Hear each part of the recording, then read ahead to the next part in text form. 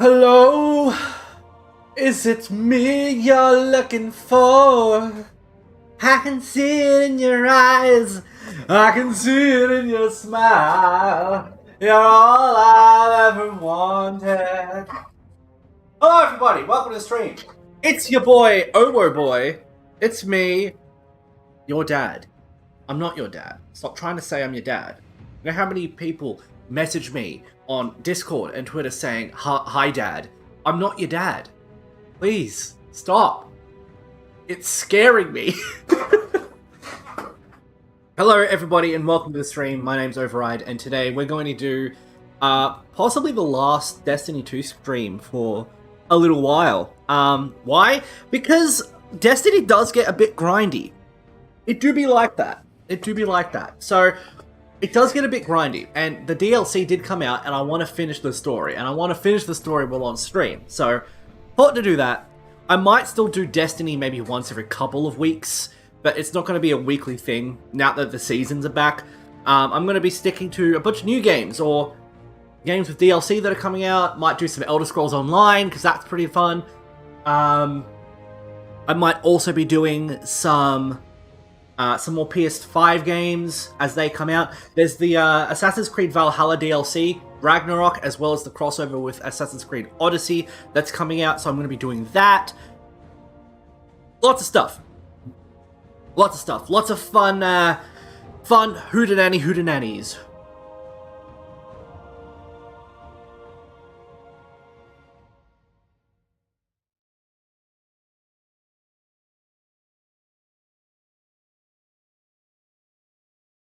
Wait for Destiny to boot up. It does take a hot minute.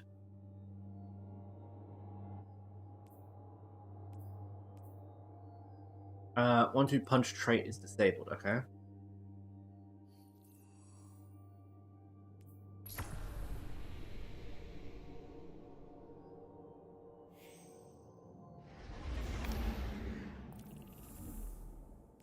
Very good, Vanguard rankos. Dogs go wacko for smackos. So, we've got to do Vox Obscura, the Witch Queen, and Operation Elbrus. No idea why they didn't call Operation Erebus, after the Greek titan of darkness, but whatever works, I guess. What we got here? Close range calibration. Sidearms, submachine, shotguns, glaives, and swords. Bad, not bad. Alright, gamers, we're going. That's the wrong button. So, what are we doing?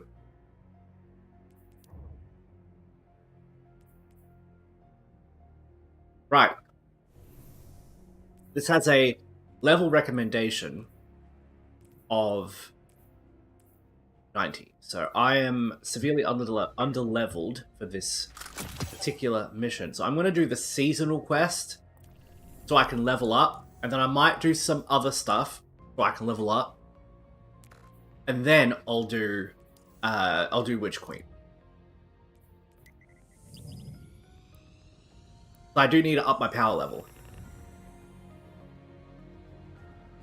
Being, what is it? 40 levels under is a death wish.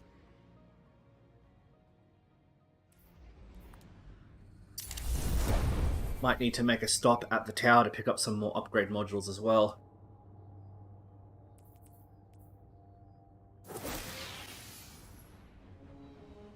Look at that! This is so cool.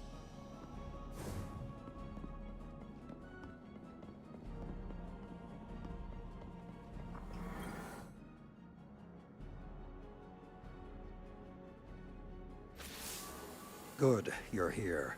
Keidel's most trusted scion was able to pull the truth from the mind of the last hive you captured. Very cool. They're preparing something on Earth, in the Cosmodrome. Oh. Keidel believes they're stockpiling the light taken from our Guardians. She's having trouble getting precise readings. There's a barrier in the way. The hive are trying to hide what they're doing from us. I need you down there. Find the hive responsible, crush its spirit, tear it from the light, and drag it back here. Okay. Then we will lay its evil secrets bare. Do not hesitate. Show them your iron will. Oh, I'll show them my iron something, that's for sure.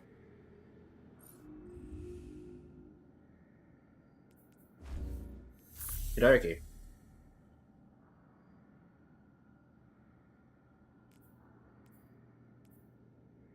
Ooh. Rank rewards, right, I forgot they were a thing. That means I have... class! 61, 42, 47, 49...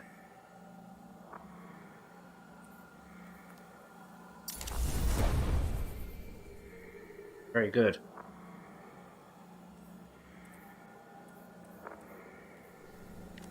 All right.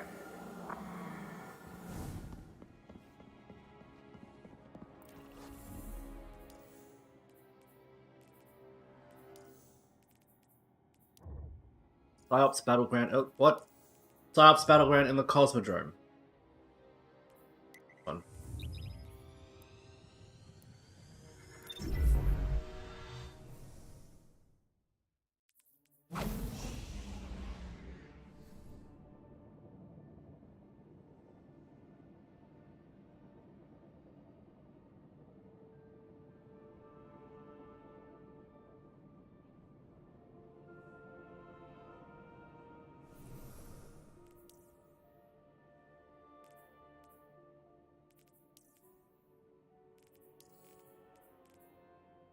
Oh yeah. That reminds me, I should check for any Amazon Prime benefits.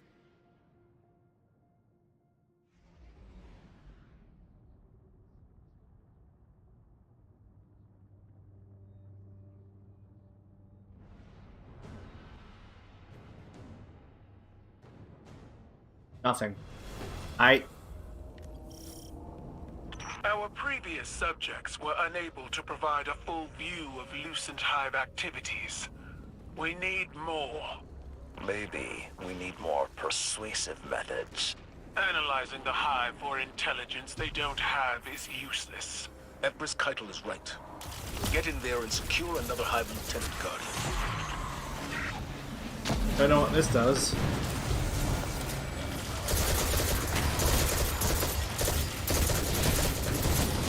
I don't know what you do. What do you do? Can I have this? What does it do?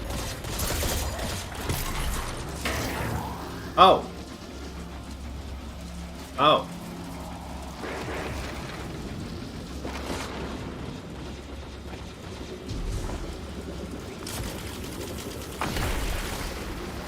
Ah, I see. We're playing Team Fortress 2. Right. Oh god, this makes me want to play Team Fortress. I've not played Team Fortress 2 in ages. I love Team Fortress 2.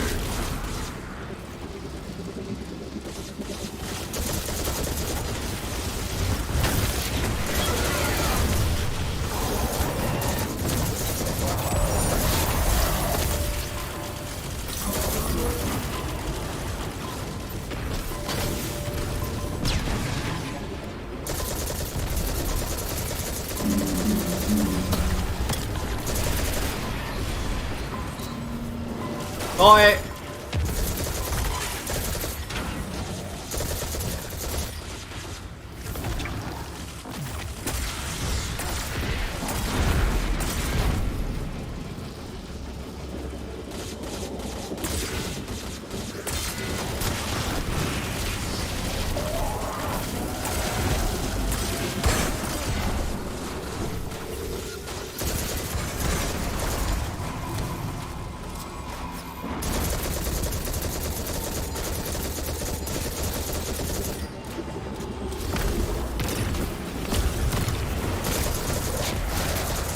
They're all just flooring up.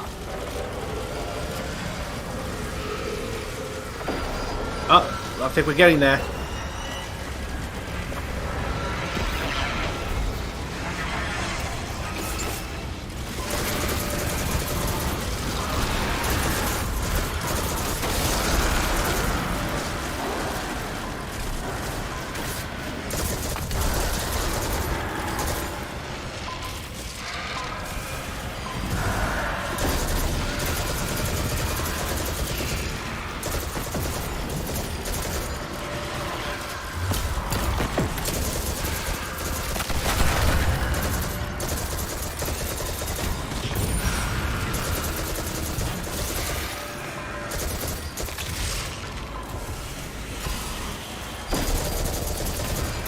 Lots of bad guys just swooping out of the air.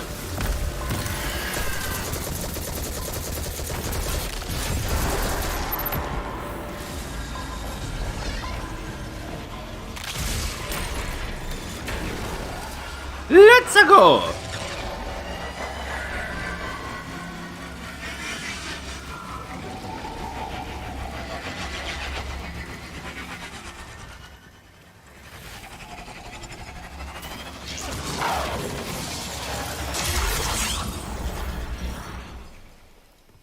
The Cosmodrome yields our best guardians. We can't let the Witch Queen's brood control this territory.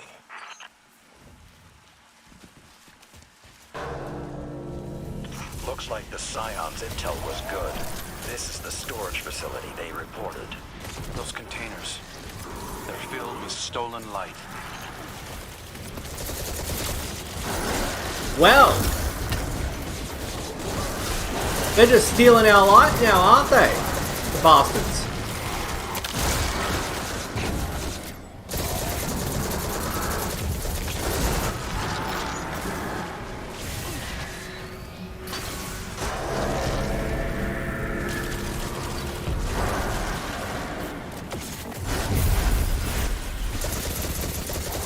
Like, there's a thing that if a hive manages to gain so much power, they become a god, essentially, a functional god. If that god then manages to create themselves a throne world, they become functional immortals. That means if they die in the physical realm, their soul gets transported to their throne world, and then they can recreate their body back to life. That's how SAVATHUN, Oryx, and Zibu-Araf keep alive. If a hive has a ghost, however, then they have constant body regeneration. So if they're killed in the normal world, the hive brings them back. Then if the ghost brings them back.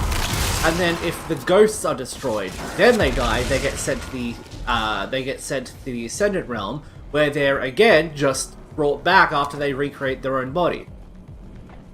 So it's like a two-tiered system of immortality that they've Our created. target is on the move, Guardian. Keep them engaged until reinforcements arrive.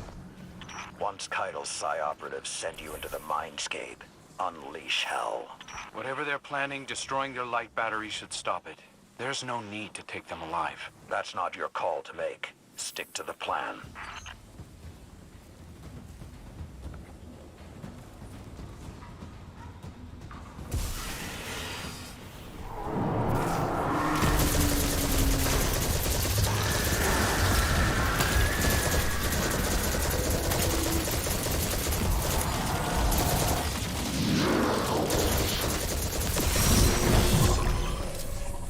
Captured.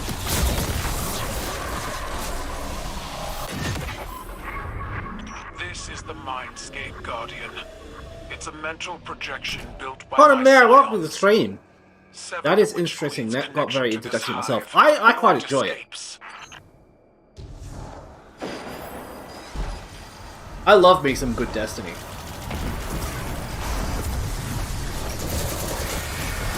This is the seasonal content though, so it is unfortunately locked behind a paywall, but it does add many hours of content. Problem is though, it's $15 every 3 months, so that's like $5 a month just to keep playing the story content. And personally, I despise subscription-based play the game. Hail them on your spear. It's I find it like, if you make a video game, you want people to play it. Getting people to pay a one-off charge to play the game is always going to be more popular than people paying like a subscription fee to play your game. And it's not even a matter of playing the game like once. It's like constantly. If you ever stop paying, you'll be stuck in the you'll be stuck in the free-to-play areas, which have no story content.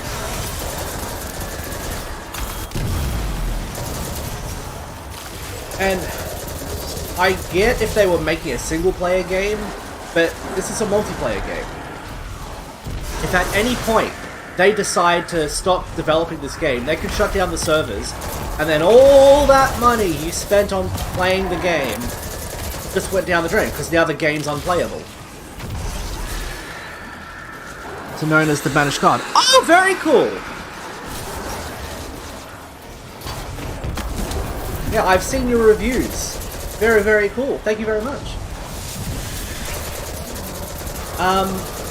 So after this, I will be talking about the fanfiction just while I play. For those of you who don't know, I'm writing a Harry Potter and Legend of Zelda crossover fanfic. It's not the stereotypical haha iwi smut fanfic. It's a proper what-if kind of story that I'm trying to do. Very Marvel. And it's been well received, which is really cool, and I like it. Yeah, I'll be talking about that once I can concentrate a little bit. At the moment, I'm trying to murder things in death. Oi, shit. Aha! Should probably talk about it now. Okay, so the next chapter has already been written. I recently posted, I think, last night.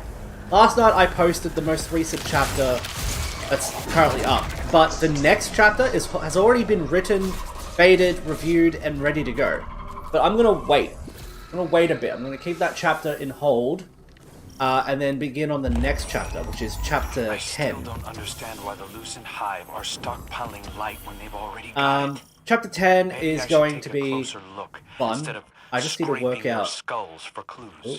Sending unprepared guardians into a hive throne world is out of the question. You too? I thought I could count on your trust. This isn't a matter of trust, Crow. Preparation is about planning to win and accounting for how you might lose. It's strange how different my lessons sound coming out of your mouth. Bit saying that brought me to the stream. Oh, very cool! So, the next chapter is going to be... I'm not going to spoil what it's about, but I'm going to say the setting. The next chapter takes place in 1980... let me have a look. Let me have a look. Next stuff, chapter 9. Here we are. So, the next chapter takes place in 1990. For those of you who watch or have read Harry Potter, 1990 is the year before the Harry Potter series begins. So that's when this chapter takes place. It is a fast forward. It's just it's like that one chapter I wrote where it showcases 1985, where with Dumbledore and all that. It's a very similar chapter. It takes place in 1990. And it will showcase what we can expect when we get past the Twilight Princess arc of the story. Sisorium. Down a set of stairs at the back of the hill. Ooh. Ooh. That's cool. So, that chapter will be set there in 1990, and will feature Harry Potter characters predominantly. There will not be any... oh, wait. There will be 2, maybe 3 characters that have appeared in previous chapters will make an appearance in this new chapter that's going to be posted in about a month or a month and a half. I need some time to get the next chapter written up, chapter 10. So, just to clarify, the chapter that I posted takes place in Hyrule. The next chapter will be taking place in 1990 England, and the chapter after that will be taking place back again in Hyrule. It's a showcase of a fast forward of something that's happening. It's a backstory without having to put backstory in a chapter in the future. And another thing I should also mention, I'm writing the story as if it is a... Ooh. Wait, okay, let's wait for this to finish up. Do you think it hurts? Hurts? I could feel SAVATHUN behind my eyes, and she reached into my mind. these hive feel when we reach into theirs. I also find the Scion's methods unsettling, but they can uncover Savathun's plans more efficiently than I ever could. Better to just put them out of their misery. Keitel believes these hive might hold deeper secrets. Do not make the mistake of thinking these things deserve your sympathy. Even though they have the light. Maybe you were the wrong person to put on this assignment. They may be our enemies, but this feels like a new low for the Vanguard. For Zavala. Watch your mouth. You New Light see Zavala as some toothless diplomat, but you wouldn't believe what he sacrificed to become the man he is.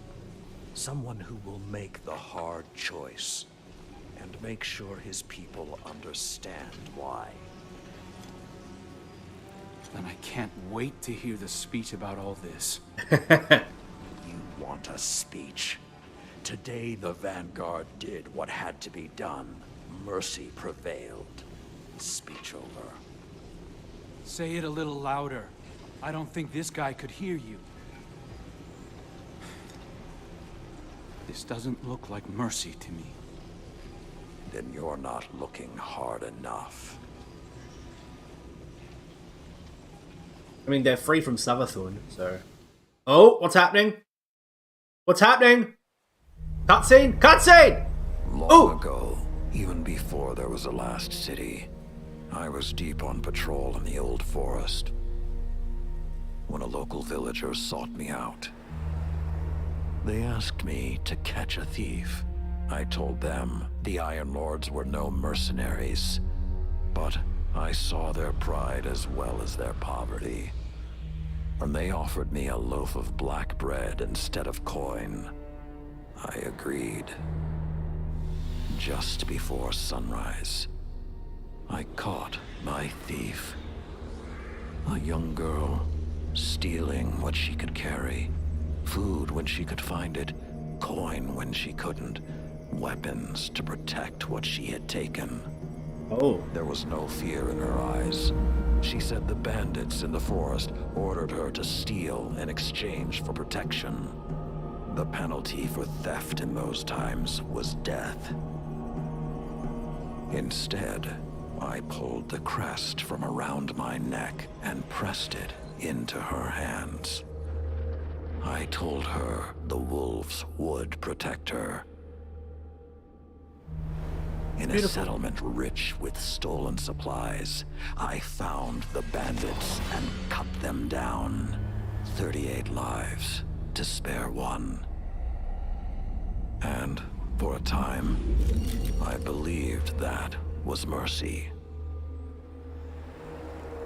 Many winters passed before I found myself back in that part of the old forest. This time, no one sought me out. So I sought them instead. Wind blew through rotted wood and rusted metal where the village once stood. And behind it, graves. Then piled stones, then bare mounds of earth, and then a pit. My blood was high. I tore through the forest, hunting for those responsible. Finally, in a settlement rich with stolen supplies, I found her. A lightless woman with my crest around her neck. There was no fear in her eyes. She spoke plainly. When the villagers could no longer tithe, her wolves no longer protected them.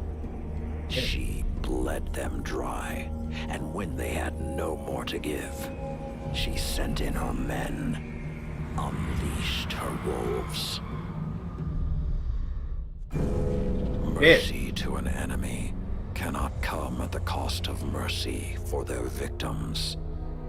The right path isn't always easy to find. But once you do, the only question is whether you're strong enough to walk it. Damn, that's some dark history right there. Holy crap. What do you got to say now about that, Crow? Huh? Huh? Consider that Huh? next time you feel pity for our enemies. What do you got to say? What do you got to say? Come on, Crow. What do you got to say? What do you got? What do you got? What you got? What? Crow! Bitch!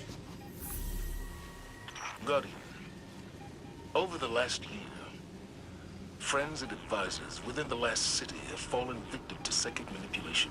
Yeah. Those losses and the rediscovery of the Crown of Sorrow meant that we had to develop psychic countermeasures.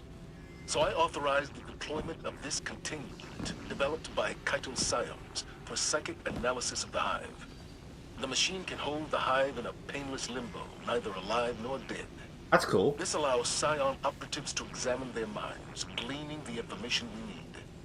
After everything that happened to Osiris, it makes me uncomfortable to rifle through their brains like this. But Guardian lives are at stake. You will be our boots on the ground, and Lord Saladin will oversee the operation to ensure everything goes smoothly. We'll only have this asset for a limited time, so make it worthwhile. Good luck. Okay, so back to talking about the fanfic. Girahim's worrying about having wrinkles. Maybe crack up laughing. Yeah, I love Girahim. He is one of my favorite characters. That Spider must be furious. What's it called? He's really funny. He's very flamboyant. Akura's been avoiding me. And he's meant to be essentially That's for the best. the opposite of Fi or Phi or Boom or whatever you want to, however you want to say the name. But she's essentially an opposite of Girahim is essentially an opposite of Fi. So I will say my story's not going to contain any smut or any sex scenes or anything like that. It will insinuate it, of course, but it's not going to actually have anything like that. In my mind, I am constantly thinking the characters are under 18. None of these characters are going to be put in any kind of a sexual situation at all.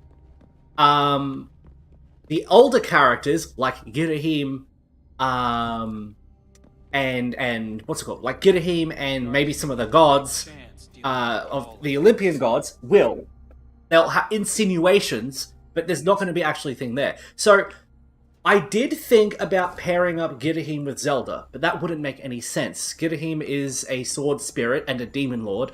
Would make no sense at all for Zelda and him to be paired up in any kind of a pairing. So that's not happening. However, he is very flamboyant, in a very metrosexual way, and he's also, at least the way I'm writing him, he's pansexual.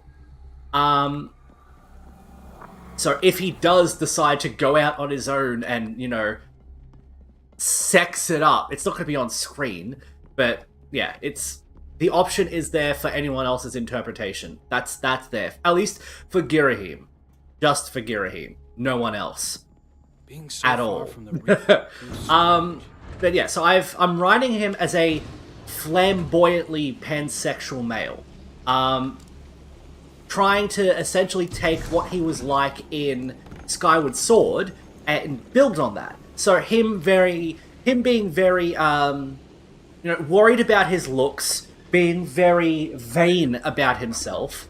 That is canon for Skyward Sword. Like, when he was talking about his second form and his third form, he was like, "Look at me! I'm so beautiful! I'm so glorious!" He was always talking about himself in that kind of a manner. So I'm playing on to that by making him something that is metrosexual.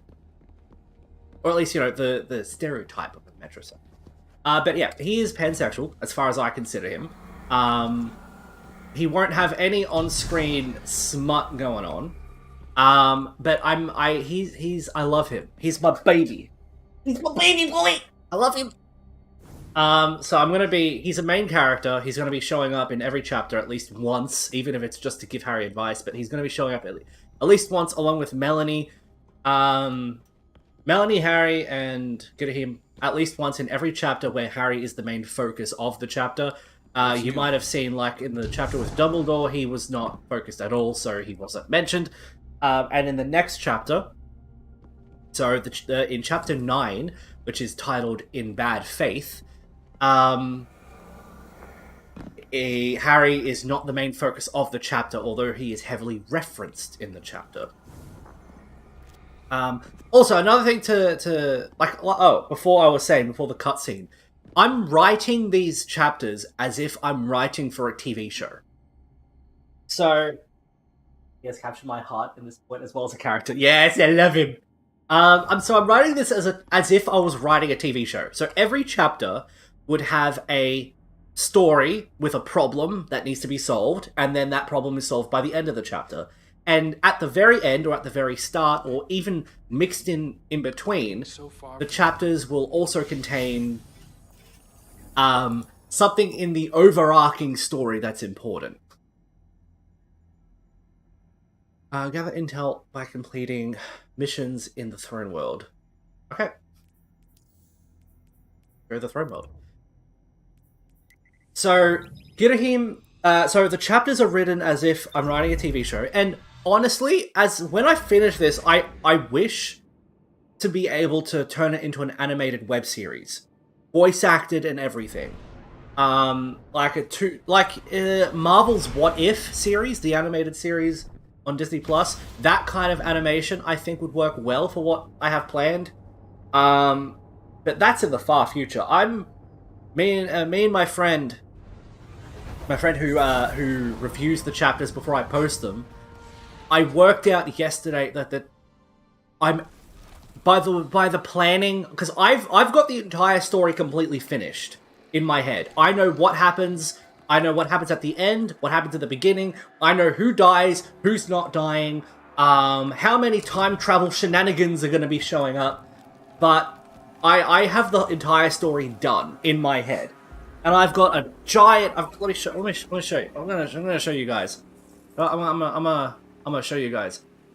Turn this on. I need to turn this off and turn this on. Here we are. So, here is my folder that I have with my fanfic stuff. So, I've got story notes for an alternate story that I was planning on writing. Inspirational images. So, this is a picture of Queen Amby that I just used as inspiration. Impa as an imp. Majora. Here's my inspiration for Majora. I tried to write the chapter as if I was writing something from a Stephen King novel. So, that's my Majora. That would be amazing. I know the feeling of having a story planned in your head. Yeah, it's stuck in my head constantly. And this is another person that's going to be showing up. And then I've got story notes. So these are some notes that I've got. Everything that I have here is just notes. So items, and I add these items as I need them. Like people, the time, like me changing the length of the year, because the events of Twilight Princess in this story take place a couple million years before even recorded history, before ancient Egypt, before Babylon, millions of years before that. So, going by science, there is a thing where the Earth is slowing down in its rotation, both around the sun and around its axis. So, millions of years ago, the day would have only been maybe 20 hours, and the year would have only been 300. This is when the Earth was spinning around the Earth and the axis faster. I've got this translator here. Photos. I've got this translator here for Ocarina of Time, and I think this is Twilight Princess Hylian. What else have I got? Oh yeah, this is backstories for characters. So I've mentioned in the story a few times there have been people on the stream who won a competition, and these are the 3 people that won. They get characters added to their story because they won. There is a bunch of spells that Harry will create. Just notes about the High Councils, and here it is. This is Chapter 9. It's all. I'm gonna really quickly boot it up. This is Chapter 9. It is ready to go, completely finished. Absolutely. Look, done. The chapter is finished. Finished, baited, ready to go. Absolutely complete. Chapter 9. And then this is chapter 8. This is the chapter I just posted a few hours ago. This chapter was total 17,000 words total, this entire chapter. And this has been my favorite chapter because I wanted to try and channel my inner Stephen King to try and make a freaking horror chapter, and it kind of worked. Because the person that read it, baited it for me, said, "Holy crap, Carlo, what the hell have you done? You made me traumatized." So that's me trying to, do that. I've also got diagrams. So I've got it here. I got the vibes from Majora. Barty, yes, Barty is in here.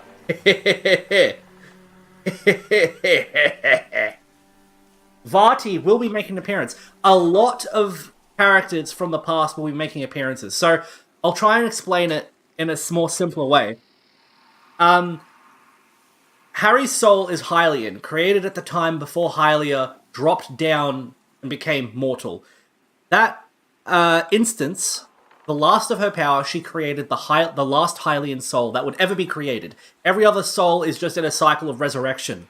Harry's soul is the last one. And she threw it into the future. She just threw it into the future. But it took the long way around. So it was present during Demise's curse, but then it overshot the Twilight Princess era and went into 1980, which is why Harry was born in a human's body. Barty, so she... Harry's meant to be the shadow of the hero of time.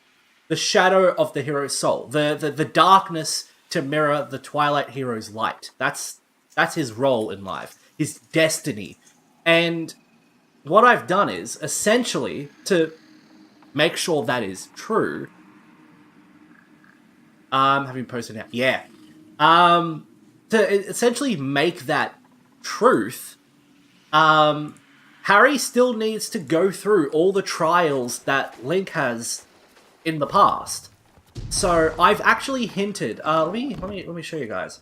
Let me just show you guys. You know what? Let's go through. Let's go through. Oh yeah, right. Pornhub's still available in Russia. Let's bring up Harrison Hyrule on fanfiction.net. Here it is. That's the story. So if we have a look at Convening of the War Council? No. Chapter 5, A Day of the Life of the Prince. I have about a little bit far down after his core gets ruptured and when he's in the Silent Realm. So, this is when the Queen Mother, speaks about what's going on here.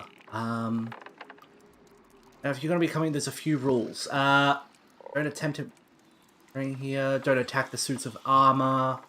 Spirit shift. Okay, so. 2 such items exist. Evil power. Careful and touch them. So, Zelda's mother had to die. I had to kill Zelda's mother. And the reason why is because I like to try and keep as close to canon as possible. And to keep close to canon as possible, I need to make sure that King Rome is not present, and the Queen is not present. So, the Queen died at childbirth, and the King will be dying in maybe 2 or 3 chapters. Maybe 1 chapter. Not the next one. It might be chapter 10, 11, or 12 that the King will be dying. So, right here we go. At this, Lillian gained a stern look. Anyone who had met the High Queen while she ruled knew that the look was one that meant business. For Harry, he had seen such a look during his lessons with Zelda. There are 2 places that you are forbidden to go to.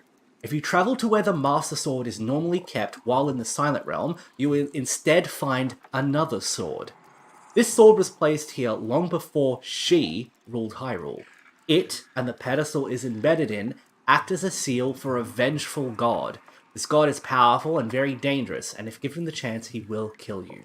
He has knowledge of magics of all of the races, and even magics long forgotten. He is the only mortal to have gained so much power that he was forced to ascend to godhood just to contain it. You are to not go anywhere near the grove while in the Silent Realm. That right there is my Chekhov's gun. There is a lot of foreshadowing in the chapters that I'm writing that will pay off in later chapters. That paragraph right there is foreshadowing Vati. The sword that's currently... Sorry, in the Sacred Grove, while in the Silent Realm, the Foresword is there. It's the Foresword. And then in the Sacred Grove in the Mortal Realm, it is the Master Sword. The next part is also foreshadowing, and I foreshadowed this person in this chapter here. If you have a look,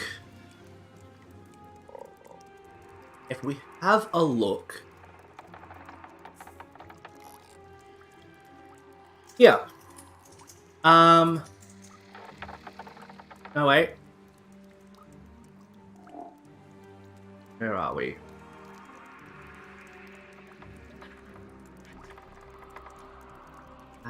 Here we go. The Tyrant Queen.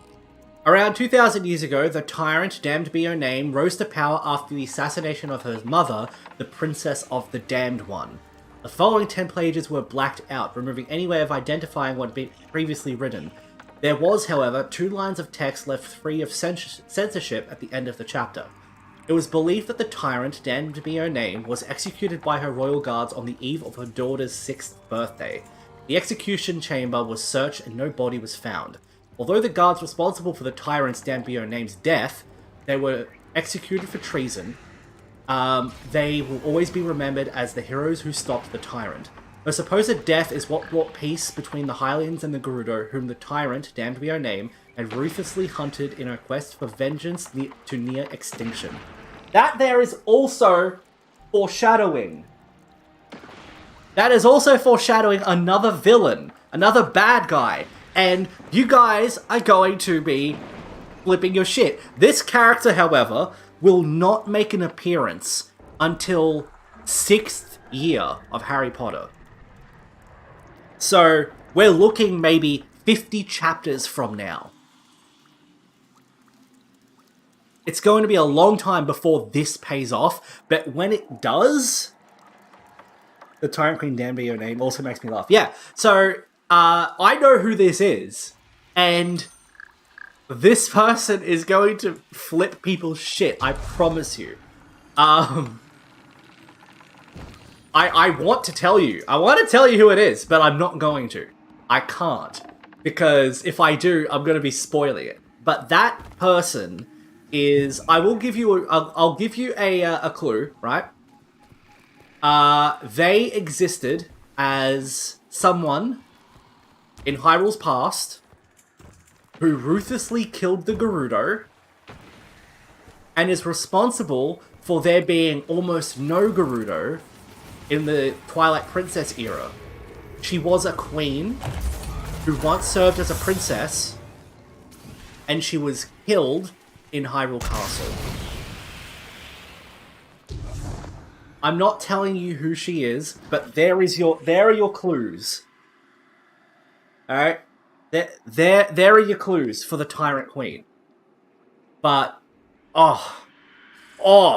it is chef's kiss beautiful who I've made the Tyrant Queen. It's gonna be good. It's gonna be very good. Yes, Vati will make an appearance as a important character. And the reason why I've got Harry fighting Vati is because his soul is new. He never, as a hero, as one of the 2 heroes that's meant to protect the world from demise, he never... Scorn bring more ether. Long story short, there's a dark ether thing you gotta stop. Thank you.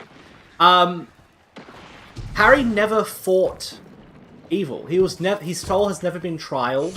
He's not gone through the hardships that Link has, so he needs to. And that means he will be fighting some long overdue villains of the Legend of Zelda series. Right, I want to show you guys... I want to show you just one last thing. and then I'll be answering any questions about the story as well. I've got maps here. This is Harry's bedchamber. You've got the dining table, all this stuff here. It has a lot of Hyrule Castle, Merlin, Arthur's room. A lot of this is reference, is like, what's it called? A lot of the story and location stuff is based on, like, at least the interior of Hyrule Castle is based on The Adventures of Merlin, which is a BBC TV show, was absolutely brilliant. I love it. But this is the kind of... This is basically what Harry's room looks like, if anyone needs a visual. Just look up Arthur's Chambers in the Merlin wiki fandom, and you'll find it. Essentially a nice little showcase of what the bedroom looks like.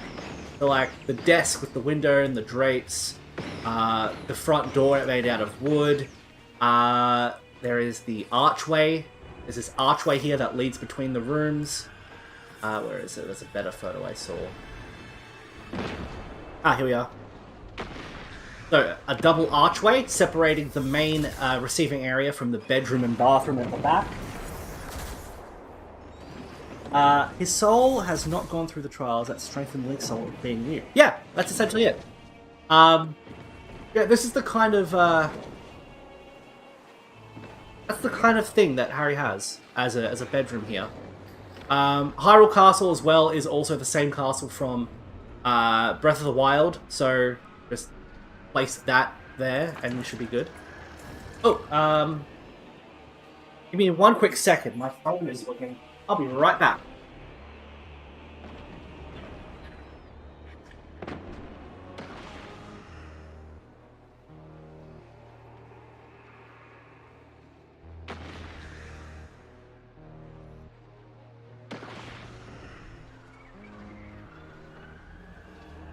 And I missed the call. Never mind. So, I'm gonna have to do some of this stuff here so I can get intel, whatever that is. I've worked hard to try and get this this story written in a way that I can, like, love it. And it's very difficult because I'm using two book series, both Percy Jackson and the Harry Potter book series, and I'm crossing it over with a video game series. It's very, very difficult. I think I've said it before. The biggest thing that I'm proud of is how I've worked out heart containers, and I really hope that you guys are reading the glossary that I leave down the bottom of the chapter, because that has information that'll probably help. What's it called? Help understanding what's going on.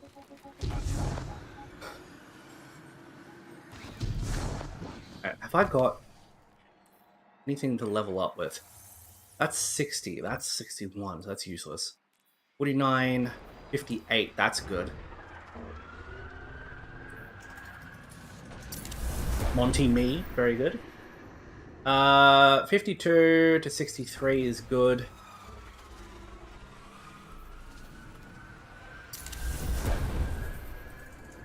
$55 to $61. I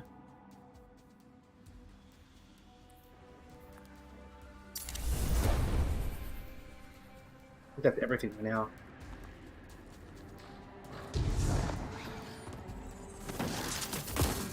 Okay, right, so I was trying to explain something from before. I write the chapters as if they are episodes for a TV series. So each chapter has their own problems to solve and a solution at the end, while also feeding to a what you could call like a seasonal problem.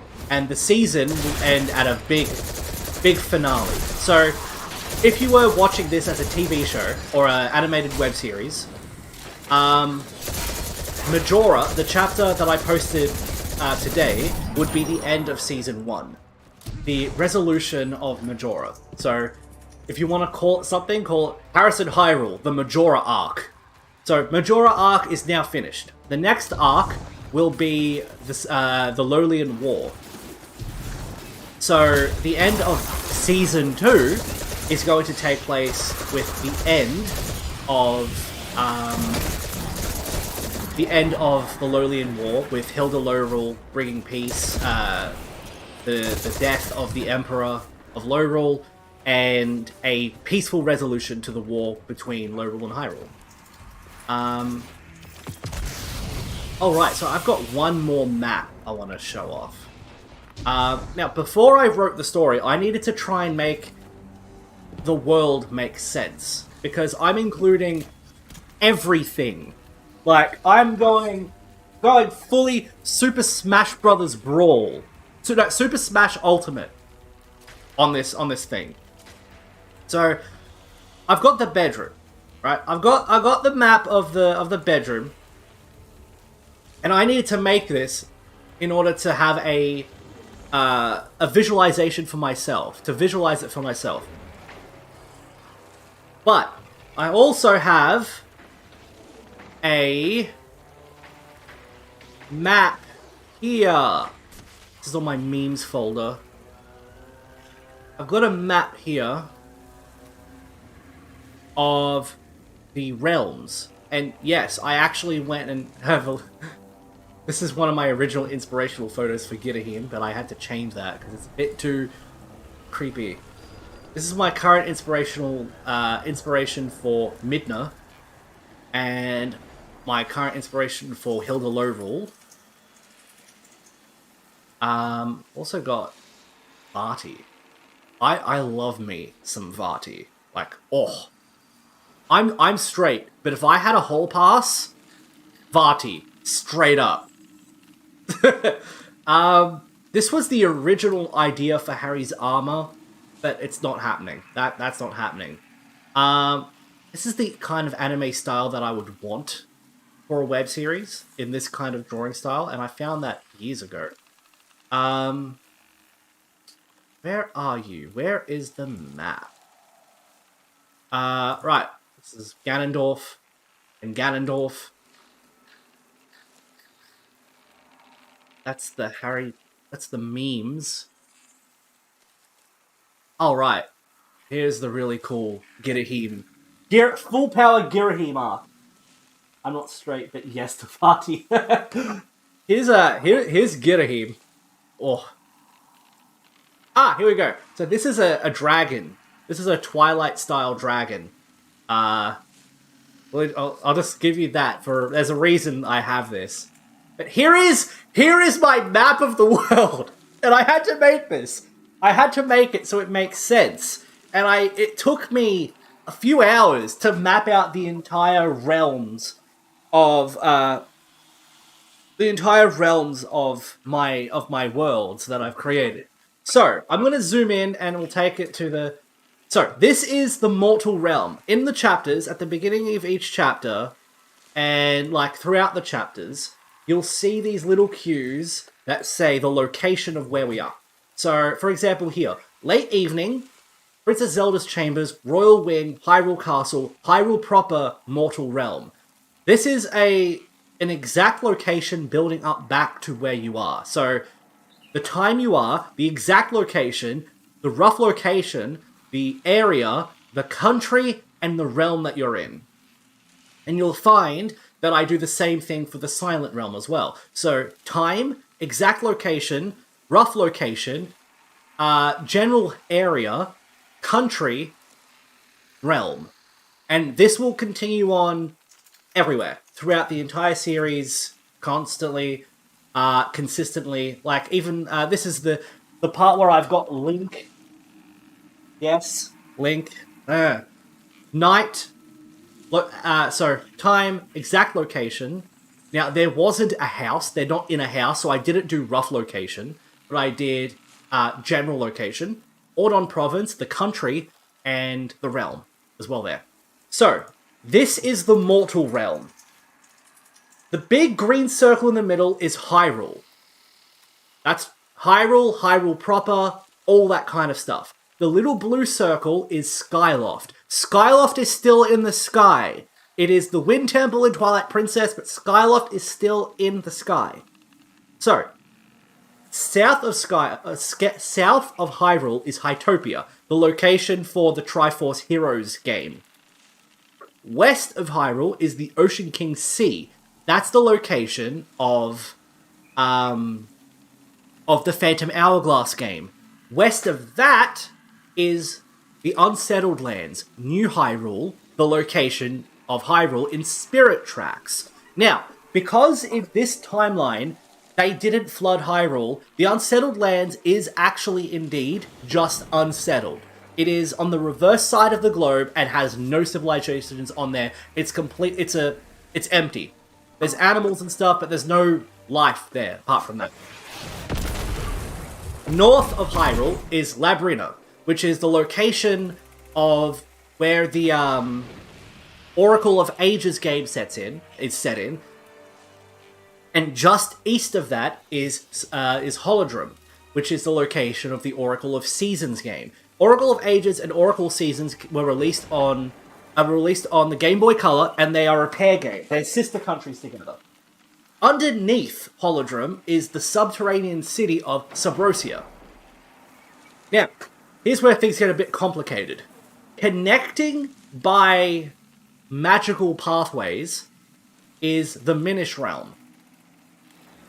And I've got this key here. Purple line, only the Minish may travel. So, in order to get to the Minish Realm, you need to be a Picori. And Harry's not a Picori, so you can't get there. Now, that's the Mortal Realm. This is the other Mortal Realm, but this is Lorule. It is a mirror reflection. So basically, it's the exact same thing, but mirrored. Cosmologically, so at the bottom of the tree of Yggdrasil is the Dark World. Many ways to access it, but main ways are dark portals, use of a Triforce, being banished to it, or if you are in a realm while the Dark World corrupts it. So, for example, if something were to happen and the Dark World invades Hyrule and the Dark World succeeds, Hyrule gets destroyed and becomes part of the Dark World.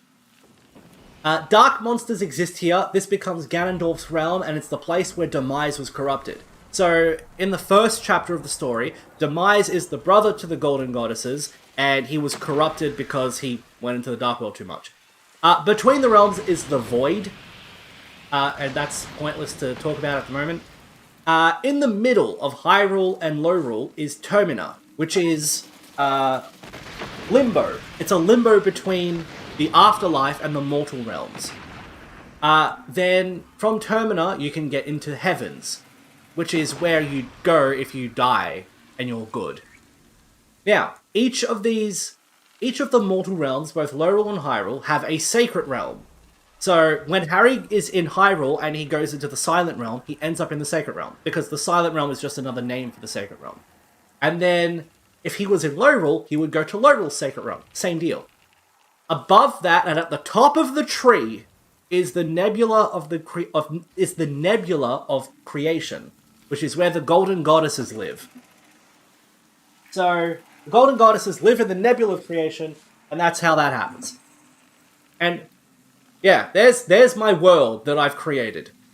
Oh, right, and then you've got the Twilight Realm. There's only one Twilight Realm, and it's accessible by the Mirror of Twilight, or by Twilight portals, but they don't really count, so.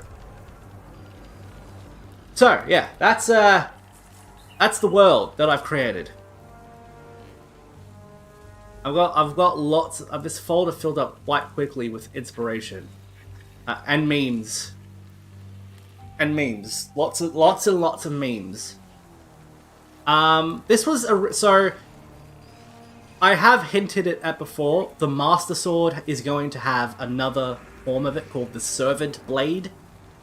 This was originally the design for the Servant Blade. This is no longer the design for the Servant Blade. It's changed, not showing you guys what it is. Although it's not going to be exciting, but it's going to be cool.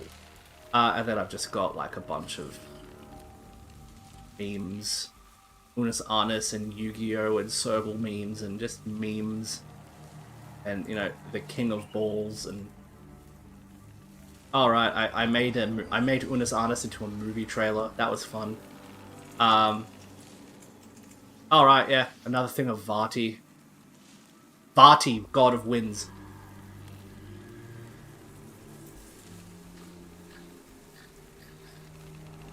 Yeah, that's the map I made. And again, I made that just so that way I could visualize what I was making.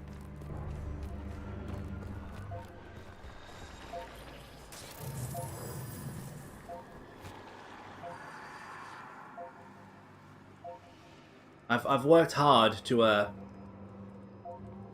try and make sense of this story.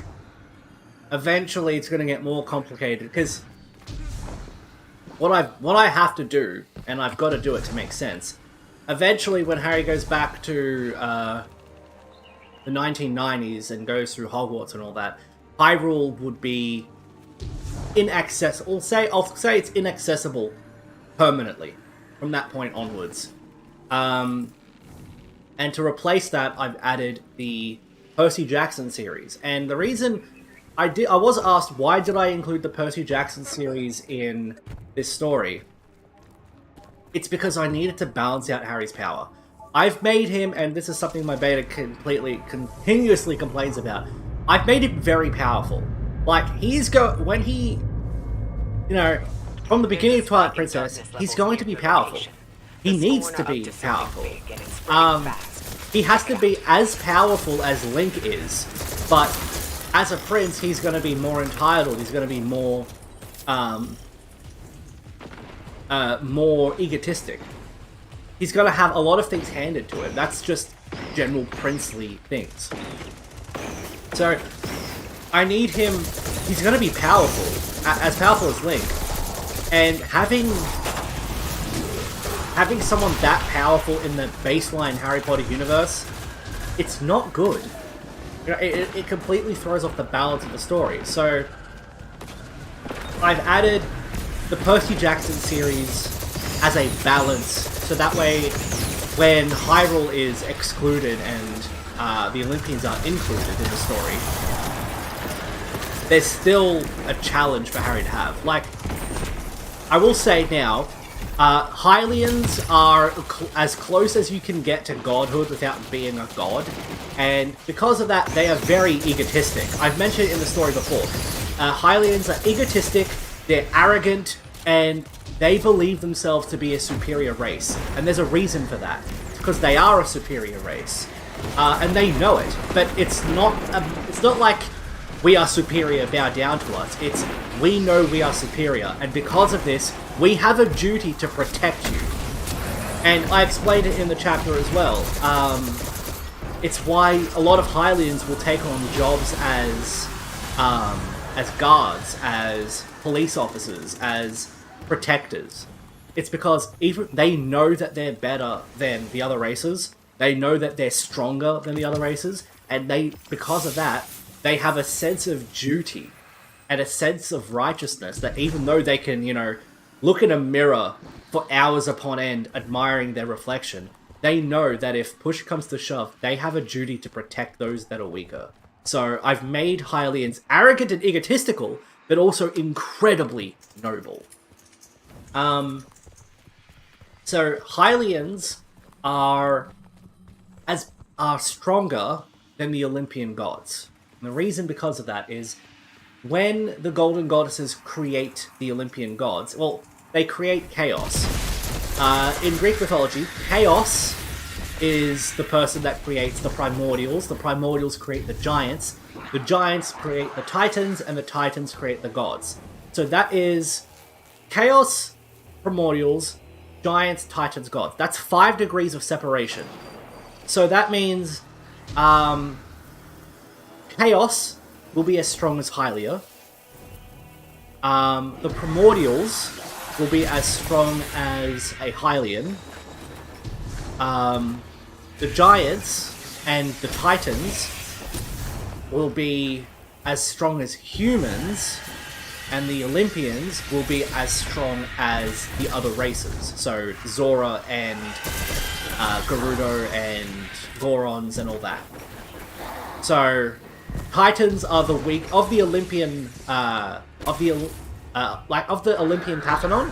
the Titans will be weaker than the Olympians, but Hylians, if you have a look at the path from the Golden Goddess to Hylians, it's just Golden Goddesses, Hylia, Hylians. It's 3 degrees of separation instead of 5. So that's Hylians will be a lot stronger than the Greek gods, but magic incompatibilities. So I've established in the story that Hylian magic and human magic don't mix well together, especially if they're in the same body. It can lead to volatile effects. And that's why I've given Harry a human magical core, but Hylian magic in his blood. It is essentially a way to keep him limited. It is a limiter. He will never ever heal from that injury ever again. Never ever. It is a permanent injury that will limit him. He might have more magic than his body allows him to cast, because eventually the rupture in his core will get to a volatile point and he'll have to stop casting magic, or else he could explode. Okay, so look yourself. I've essentially done that just to balance the story out, and I think I did a pretty good job with it. And my beta as well is happier that I gave Harry a crutch, because again, he is far too powerful for the fandom that he's currently representing. I needed to make him weaker than the average person.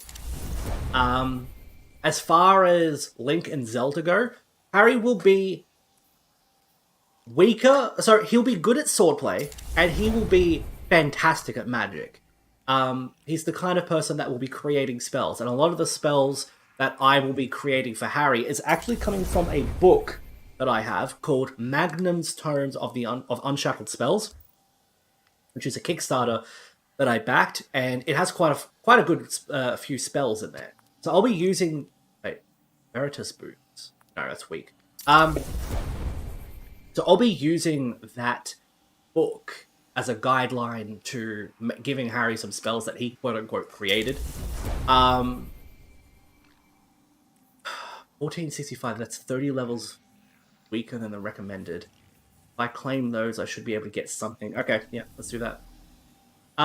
So I've had to make Harry... He's going to be on par with Zelda, but just a tad weaker than Zelda as with magic. And he's going to be just a tad weaker compared to Link with swordplay. But if he uses magic and swordplay together, he could hold his own against one of them.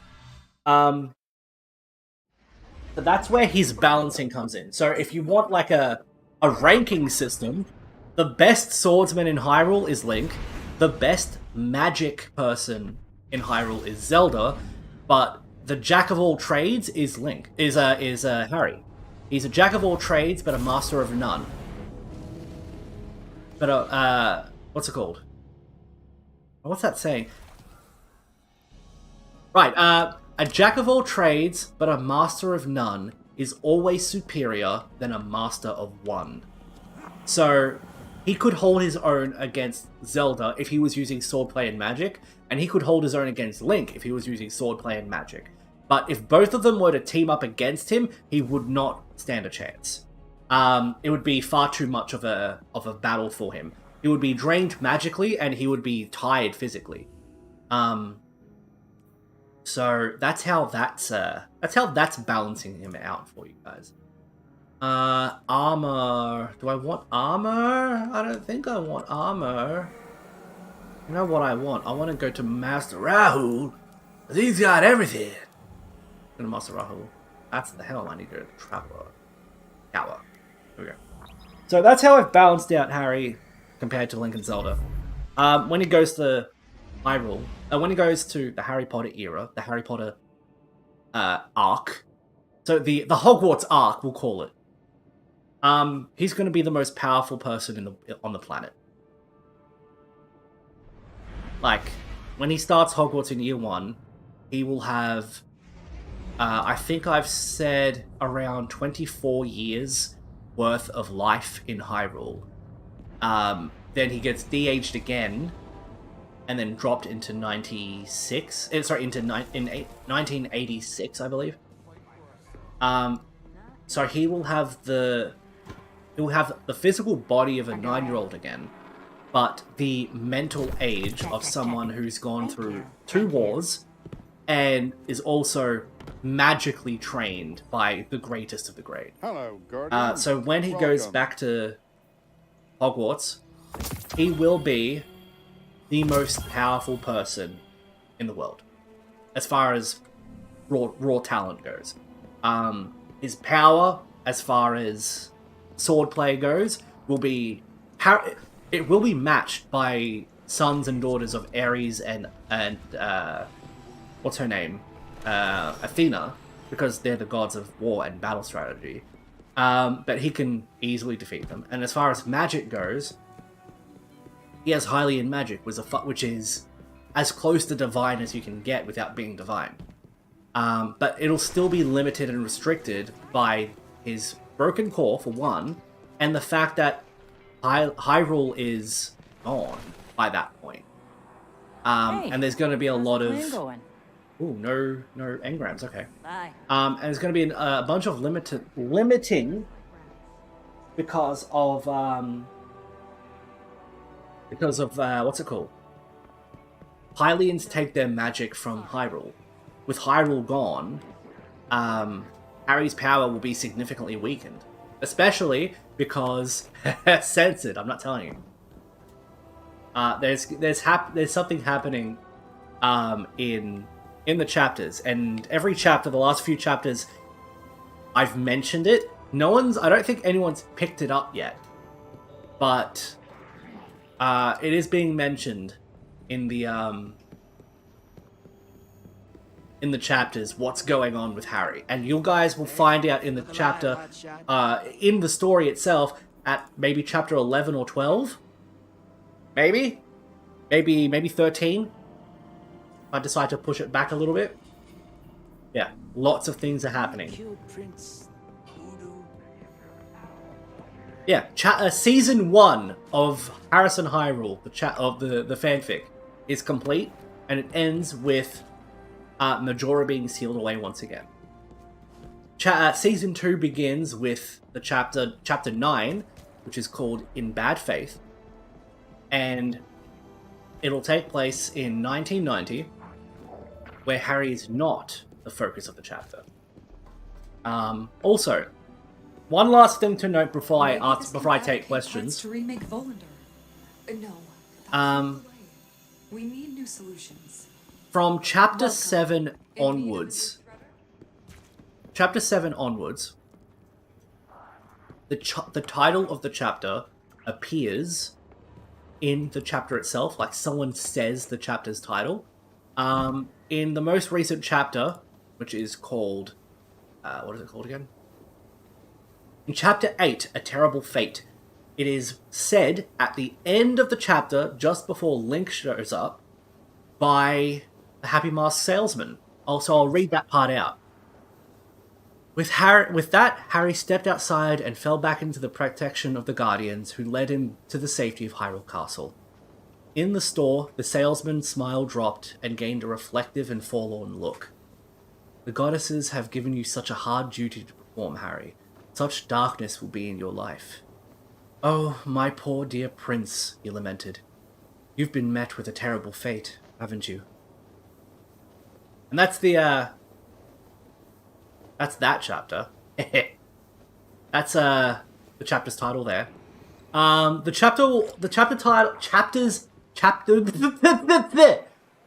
chapter titles also have a double meaning. It'll be both spoken by a character in the chapter itself, and also will give a clue as to what the chapter is about. So, your clues are... I've told you your clues, you can rewind and work that out, but your last clue for this chapter is... Again, it takes place in 1990. The name of the chapter is In Bad Faith. So, if anyone can speak French, they'll know exactly what the chapter is about. Yeah, that's my update on how the story's going. I'm constantly writing. I'm not giving up on the story. I'm gonna finish it even if it kills me. We're looking at around 70 chapters at the moment. We're looking at around 50 to 70 chapters total, and around 500,000 words, roughly. I might end up, because I'm putting a lot into these chapters, I might end up having 20,000 words a chapter, and that means every 5 chapters, that's 100,000 words. So we're looking at quite a lot of chapters on a story that I'm trying to keep as interesting as progressive as possible. No chapter will be a filler. There will be no filler chapters in this story. Every chapter will either be a prelude to something that's going to be happening, a showcase to something that's going to be happening, or will be an actual chapter of things. So the next chapter, chapter 9 in Bad Faith, is a showcase of what's happening in 1990.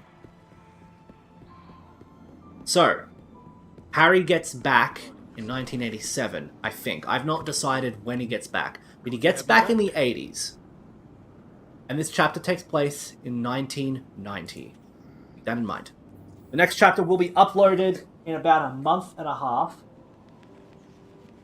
And it'll be, I need to get started on chapter 10 before I even begin uploading chapter 9.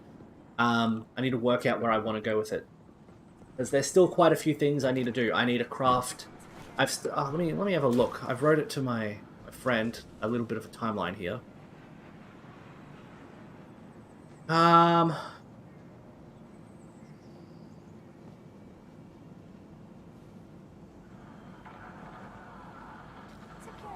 Where are my notes?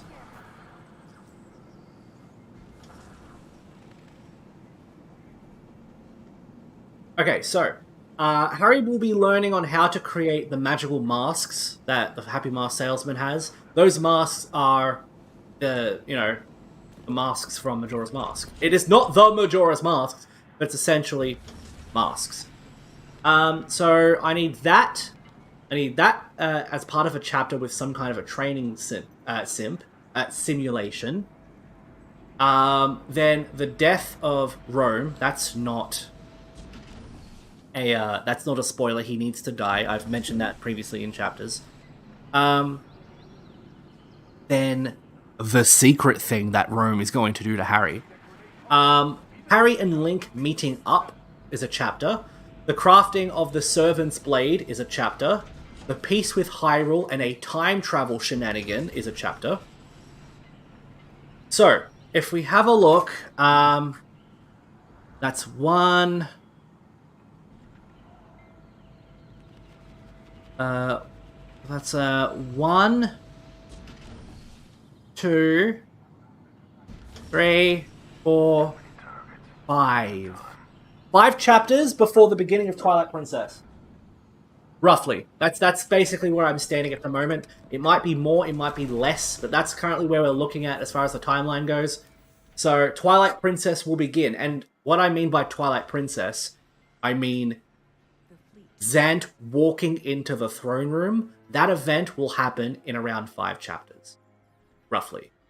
It might be 6, it might be 3. Not sure. Depending on how much I want to put into one chapter. Because I can put a lot of content in one chapter, but then it will not make sense.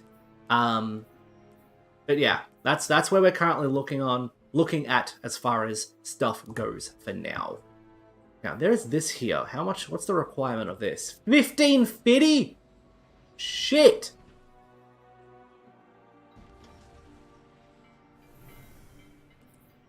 $100 levels lower than that. 953. That'll be very good. That'll boost me up. Yes. I'm just gonna do it. No, 1 level's not enough. I can't spend an upgrade module on just 1 level. Now I want to know what Rome will do to Harry. Oh! Very cool. Glad someone's doing the hero thing all the way out there. It has been teased in previous chapters. Now, as a matter of fact, it's been teased in every chapter since... Have a look.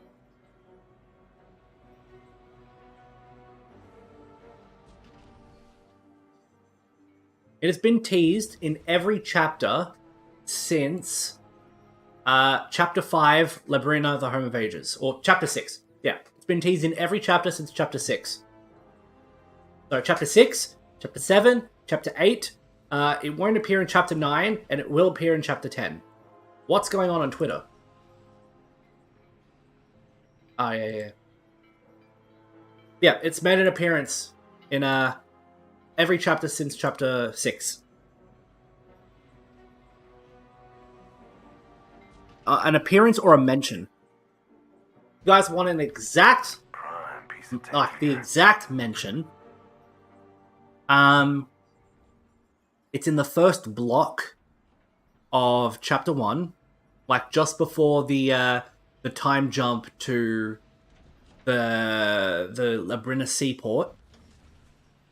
So what does it say here? Yeah, when Rome is talking to Ignotus Peveril about dying. So, I'm dying, Ignotus, Rome said without preamble. Ignotus choked on his drink in reply. I know, it's shocking, isn't it? But Reduc has stated that this war will be the end of me, if it doesn't end soon anyway. They say if an assassin doesn't kill me, then surely the stress of the war certainly will. Any way of alleviating the stress? So then it jumps forward. Here we are. We are almost there. Before we get to the deck, tell Impa to come to me. There is something I wish to give Harry before I die. A gift he truly deserves. You and Impa will need to help me make it. It is just as well that we are here, as some of the items needed to create this gift can only be found in Labrina. What is this gift? Ignotus asked. With a heavy sigh, Rome answered cryptically. A bloodline. So, that there is a clue. And the next clue takes place in... Oh, that chapter went and farted. Need to fix that.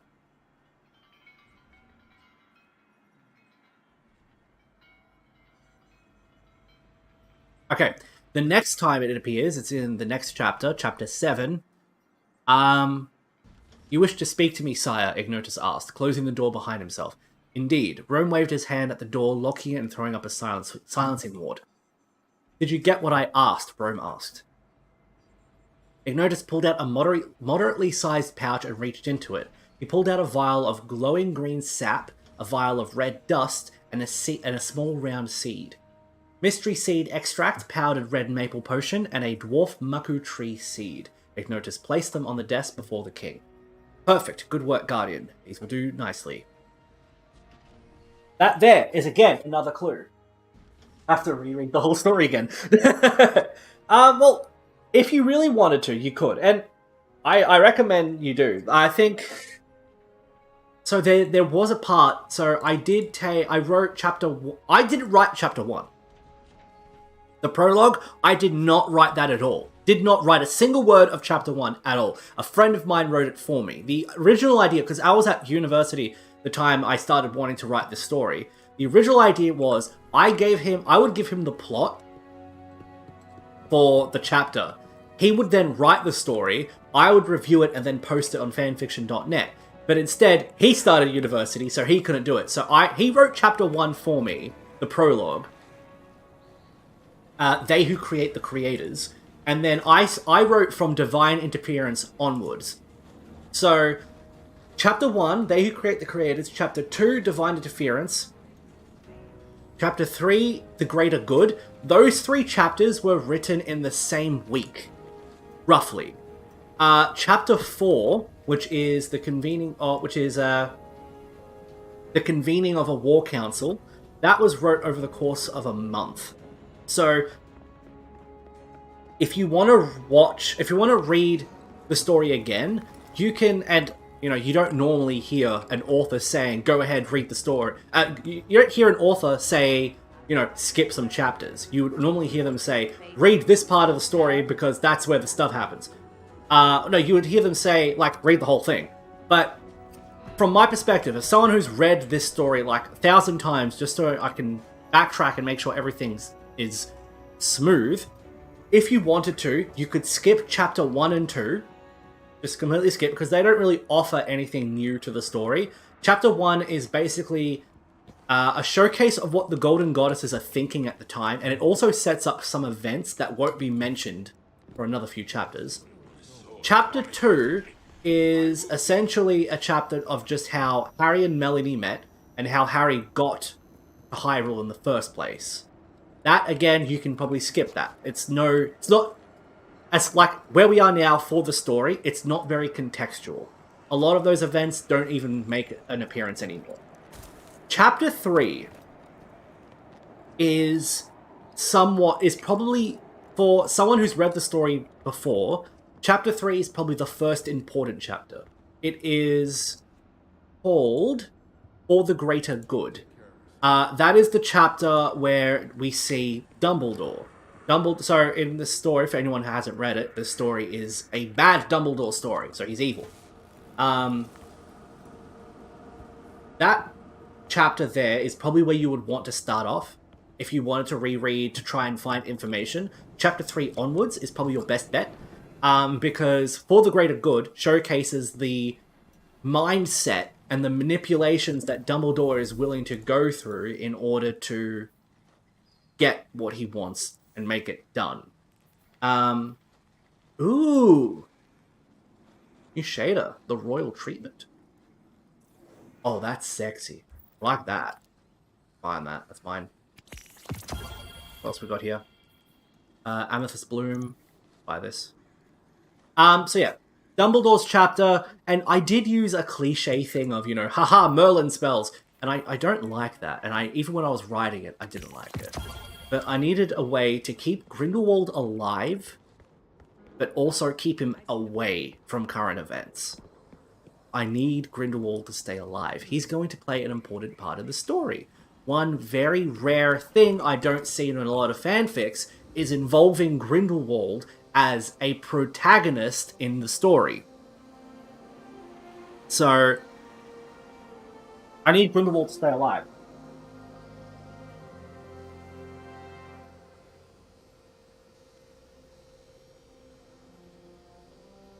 Of course you recommend that. Yeah. A bloodline. Is blood adoption a thing? Yes and no. So, you worked it out. It is blood adoption. Yes. So the blood adoption does exist. However, I see it in a lot of fan fictions. It's like, go to the goblins, happy magic ritual, drops of blood, and then that's it. No. Not happening in my story. No way in hell. Blood adoptions do happen. However, the ingredients to make the potion required are so rare and convoluted that it is better to just legally adopt. This is both in the Hogwarts era and in the Zelda arc. So these little tidbits of bloodline things, it's for a adoption potion. And I even mentioned it in a previous chapter as well. I believe the convening of a war council it's hinted there. Harry will be adopted by King Rome, Johansen Doltus, the King of Hyrule, and also by Lillian Chrysanthemum Hyrule, the dead queen of Hyrule. How is a dead queen going to adopt a living child? Quite simple. I mentioned it in the chapter, the convening of a war council. Every time a queen dies, or a princess dies, every time the leader of Hyrule dies, a blood sample is taken and stored by the Sheikah. So, this potion is a exceedingly complicated one. We're talking like complicated.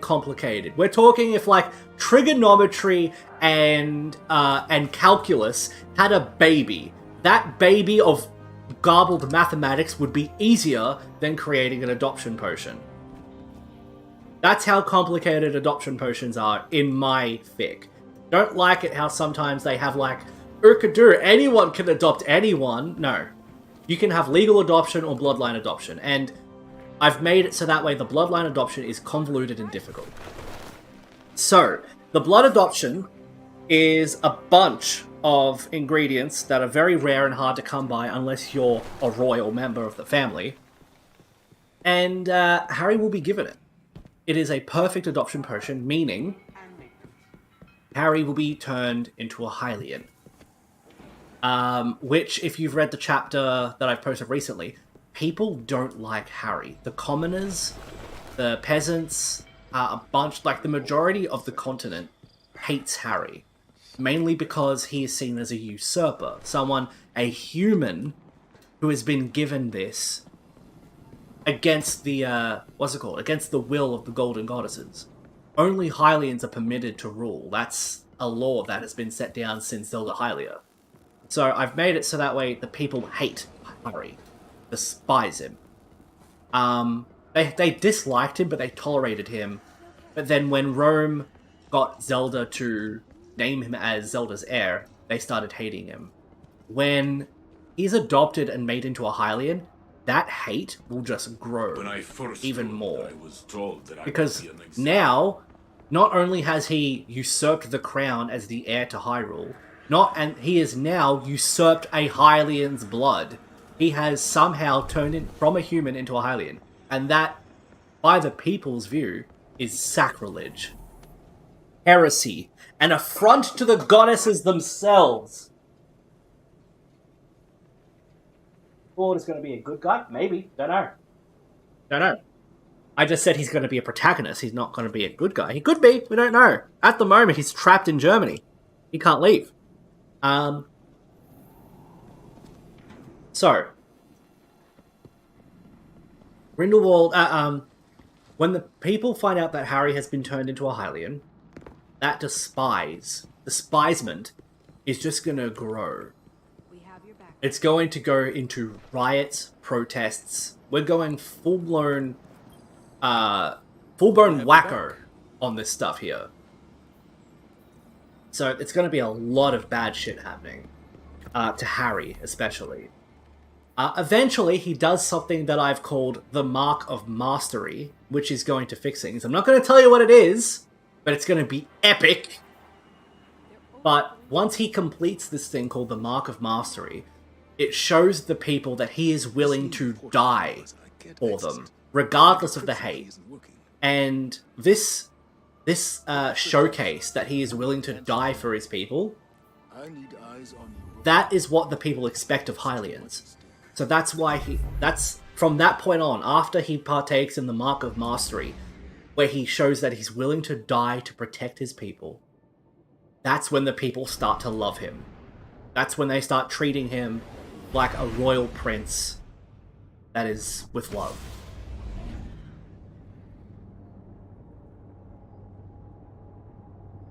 Oh. God, I love me my creamy soda. So, lots of chapters coming up. A lot of plot designs are going to happen as well. We're going to try one of the, I'm going to try one of the story missions now. Now that I'm powered up a bit, I think I'll be able to do it. It's going to be a bit difficult, so I'll have to go slow and steady, but I think I'll be able to do it.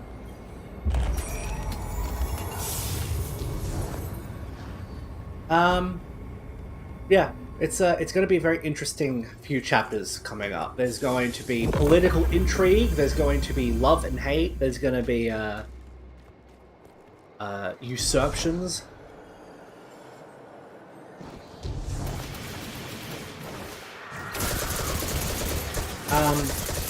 Yeah, I like stories that have some kind of a basis in realism, and you might say, how are you going to turn Harry Potter and Legend of Zelda into some basis of realism? Well, it's simple. Yeah, okay, Political intrigue. Hyrule is a very religious society. Timely warnings, Finch. Timely. But we'll light them up. the what's it called? The Hylians are proof of the existence of gods. So everyone there is religious. There are of course racists. There are racists. There are bigots. They exist. There are usurpers. It exists. That's how I'm trying to tie it into a real life situation here.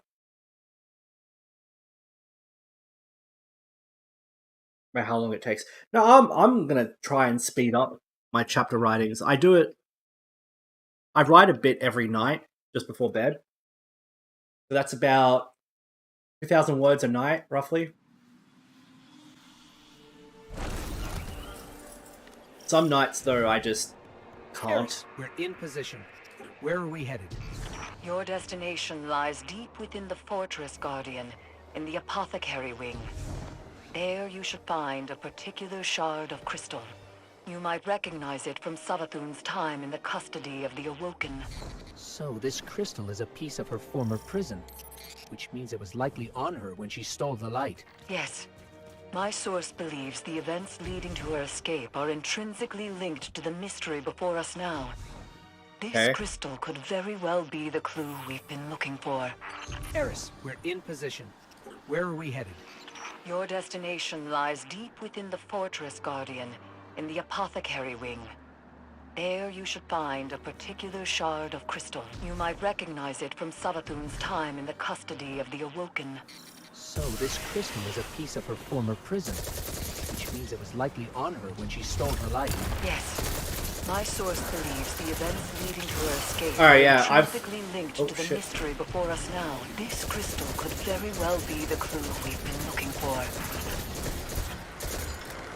I've tried this mission before and I was dying quite easily. This is definitely a lot easier. Oh shit. I'll be right back. Give me a sec. I'm just getting a phone call. Hello?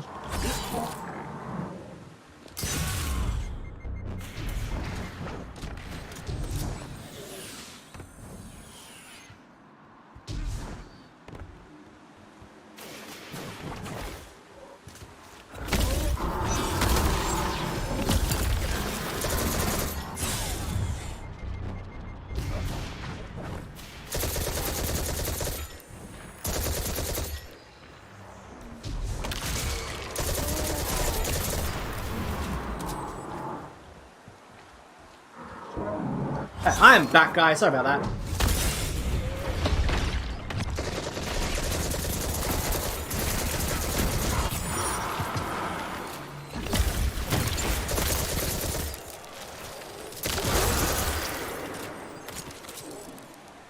Okay. What was I saying? Eris said we have to seek out the aberrant paths. Yes, I heard. So what looks aberrant around here? What was I saying about the stick? Oh, right. So yeah, there's a. I'm essentially channeling my inner George R.R. Martin in a way. Political intrigue, racism, egotism, the feeling of a usurper as well. That's how I'm tying this into what one would call reality.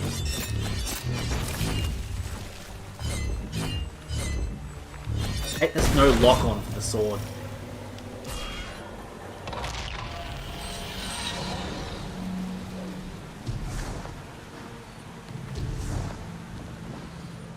Eris, what's the situation? The Guardian is en route to the object in question now, Commander. Good. You are sure this will get us the answers we need? We can't afford another dead end. The Queen of the Reef does not share information lightly. Mara Song gave you the tip? You mentioned that before. I did, in fact, mention it. To Ikora, moments before you interrupted us. She agreed there was no more reliable source on this matter than SAVATHUN's former captor. I trust Mara, but she plays her cards too close to her chest. If she had shared this earlier, we wouldn't be so desperate now. To win against the hive god of cunning Come on. it's best not to show one's hand too early. Yeah, channeling my inner George Martin and throwing in some things that you could say are very Game of Thrones style. There are people in Hyrule that are not satisfied with the religion, because the Golden Goddesses have not truly made a proper appearance for quite a lot of time. The Curse of Demise hasn't shown up since the end of Ocarina of Time, so the people are skeptical. There are some people out there that are skeptical about some things. But the general majority is just as useful as the last one. We need to find a lock to smash open. Golden Goddess is good. Trust the faith. Come here. Come here. There we go. Ah, there we are.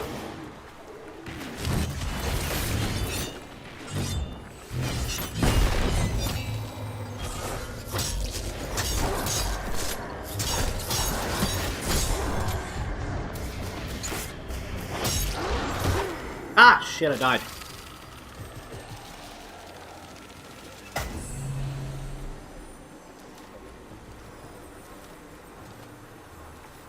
Yeah, that's how I'm tying it to reality. When it gets into the Harry Potter era, it's going to be a lot more simplistic, I guess, because while there is political intrigue, there's no horrible. Nothing to worry about. Shit. Gotcha. Okay, where do I go? The Witch Queen may have recast her realm in a lucent sheen, but remnants of dark architecture still lurk underneath. And the Guardian's new ability reveals these hidden remnants. Yes, Ikora explained. Why can't we use the light to achieve the same result? The light may be a powerful force, but when dealing in illusions, it has proven insufficient. It is the mind that must bend to see the truths hidden here. Thus, only darkness can show the way. My only fear is where that way will lead us in the end.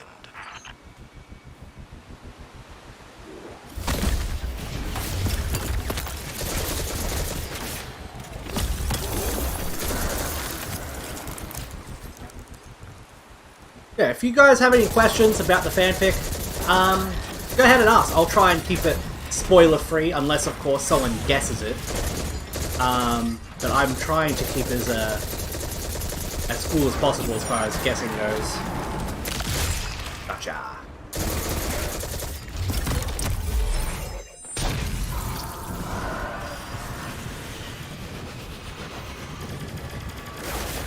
Oh.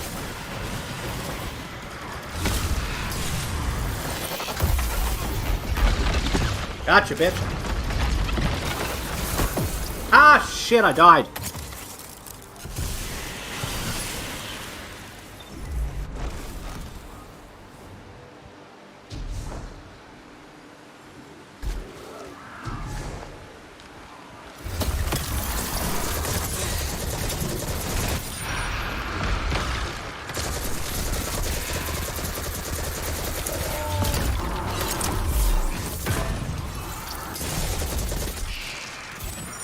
Is that everyone? Everyone dead? Very good. Alright, Guardian, let's focus. To find the way forward, we need a sword and something to smash with it.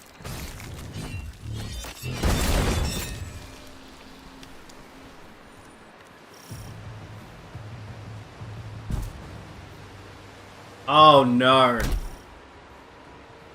Alright, boss battle time.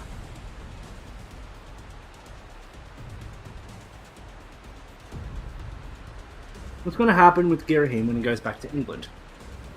Ah! That's an interesting one! So, Girahim is a sword spirit, and I've already said previously that Harry will be getting the dark equivalent of the Master Sword, which I've named the Servant Blade. Girahim will become the sword spirit of the Servant Blade. So essentially, what's going to happen is Girahim will be stuck going wherever the servant blade goes. As far as where it goes, when Harry goes back to England, Harry won't have the servant blade until the summer before 5th year.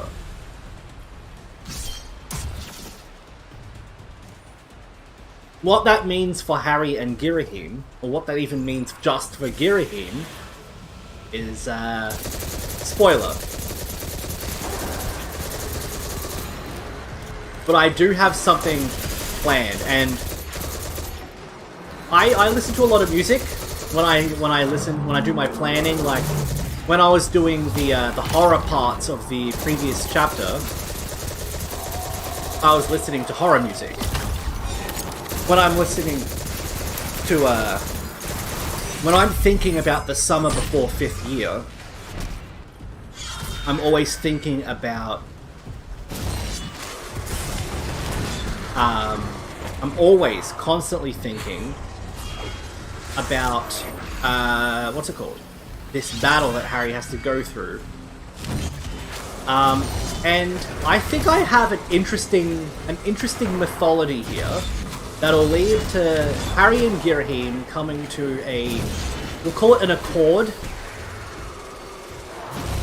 However, I would remind you that the time between the summer before 5th year and what's it called? And Hyrule, like the end of Twilight Princess, is a few million years. So, something, he's not going to be a very happy chappy, that's for sure. But don't worry, Girahim does not die.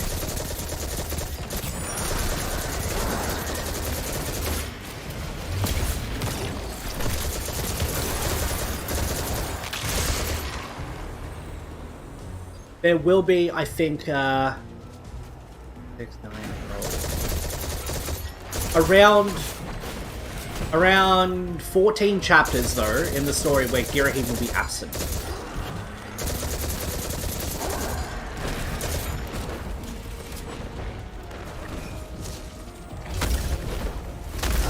And trust me, I'm not looking forward to writing that. I'm gonna lose my boy. I need that. Alright, that's good, that's good. Alright, come back! Come back! Back, you bastard! There you go. Shit, reloading. Reloading! Pew pew pew pew pew pew pew!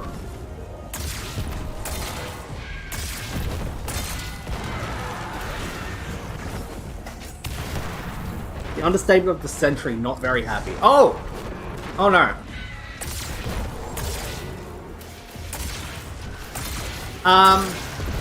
I will say one thing. So, I don't know if you've read the Percy Jackson series, but there are demigods in Percy Jackson. Quite a few demigods will die as a result of Girahim coming back. Or, quite a few demigods will die to get him back. Or, quite a few demigods have died for Girahim. Or, quite a few demigods have died because of Girahim.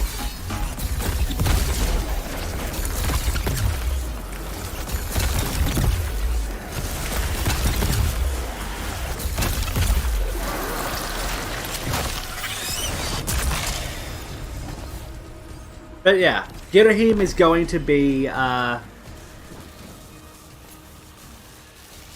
Girahim or events surrounding Girahim are going to be the cause of many, many demigod deaths.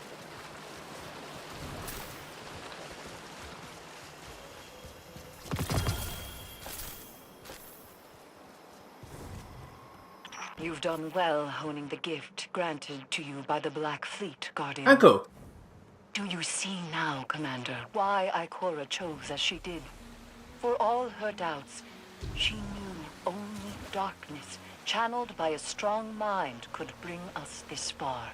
I understand. My issue isn't with the call Ikora made, but the fact that she made it on her own. We know how SAVATHUN operates. She singles people out for a reason. There's no need to make her job any easier. Oh, I didn't say Girahim killed them. I think you know better than anyone that darkness is not a path to be forged alone. She wasn't alone. Though, I take your point.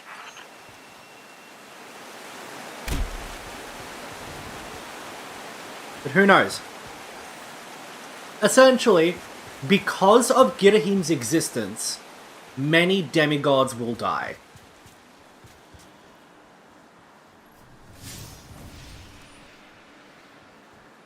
Just because he exists. Who's responsible for those deaths? Well, that's a spoiler.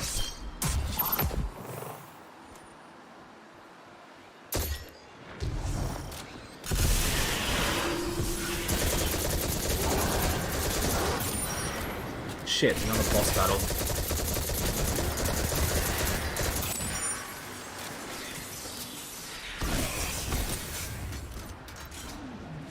Reload.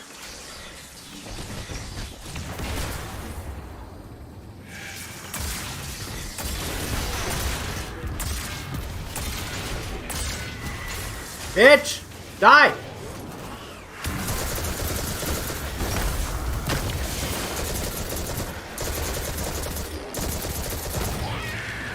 Aha! Got him. What will happen with the Chamber of Secrets? Okay, so... I have been up in debate about whether to include it, and I think I'm going to include it. There is going to be a chapter,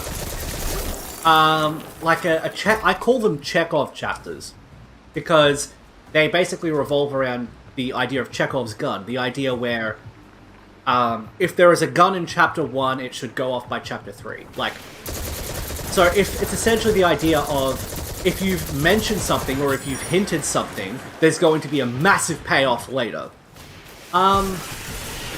There's going to be a chapter that features the founders of Hogwarts back in the year 1003, I think it is. The Chamber of Secrets will be known to all 4 of the founders, and there's a reason why it exists. I'm not going to tell you why, but I will say the Chamber of Secrets is not about Salazar Slytherin's want to destroy the Muggles, or the Muggleborns, or whatever.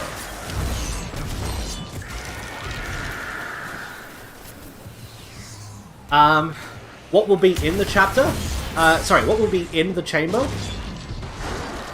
Well, the Basilisk. The Basilisk is still gonna die. That hasn't changed. How it dies has, obviously, for obvious reasons. I can't keep it a sword into the mouth anymore. But how it dies is gonna be different. The actual chamber is still gonna have the Basilisk. After the Basilisk is going to be killed... Shit, I died. After the Basilisk is killed... No, not the protection of students. It's a Basilisk. How can it protect students? No. Basilisk is still bad.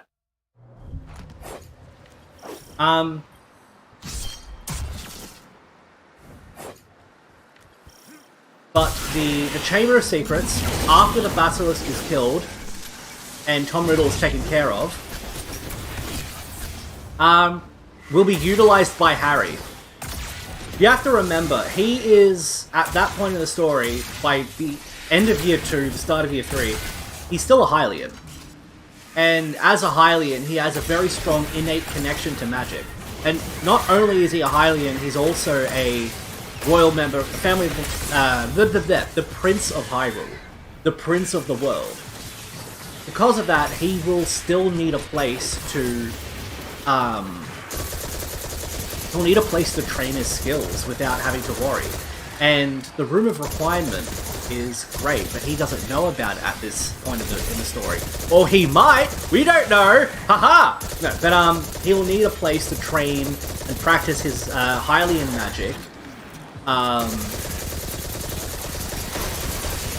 Outside of just the Silent Realm itself. He'll need a place. So he'll be utilizing the Chamber of Secrets as a sort of secret base. However, Harry is not... He's a very curious child. A very curious person. But when it comes to the Chamber of Secrets, he thinks that's all there is to it. Chamber of Secrets is going to be very important to Year 4 and Year 5.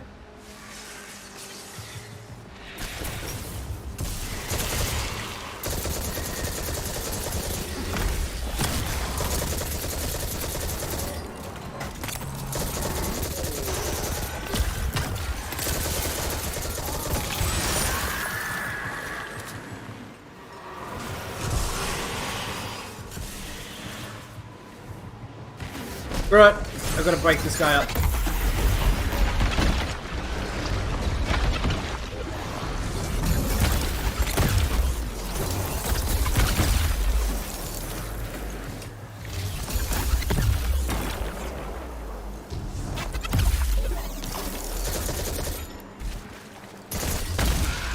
Gotcha. Cool. Might have been a ritual shape then. Maybe.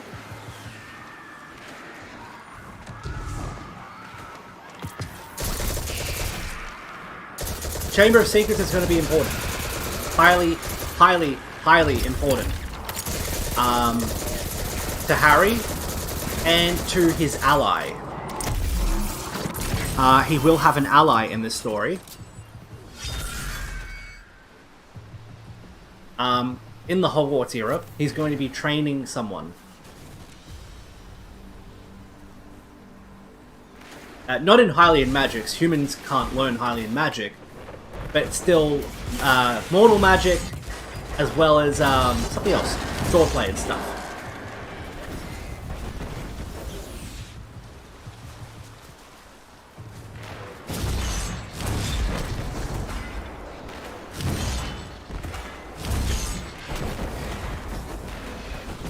Can't reach that guy.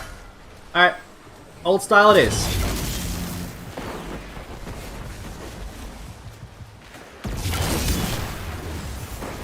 Got him. Very good.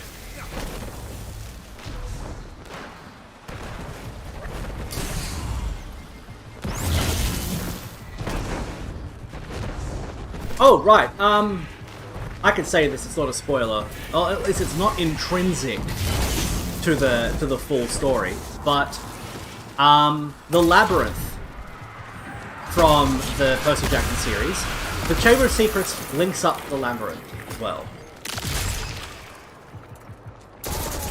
Oh no, no, no, go away, bitch.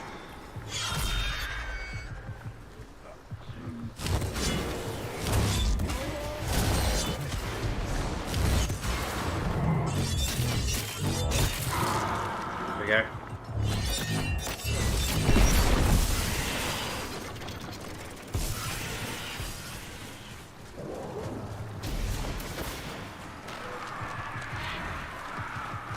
Where are you? I think it's there. Is it there? I think it might be there, yeah. Where are you? Here? Yeah.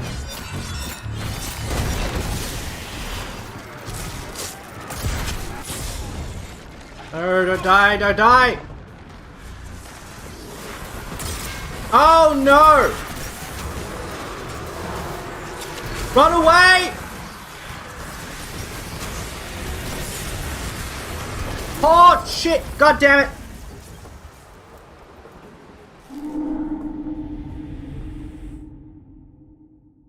Nope. Not Grindelwald. Alright, I need to save my, I need to save my super, because god damn I get ruined.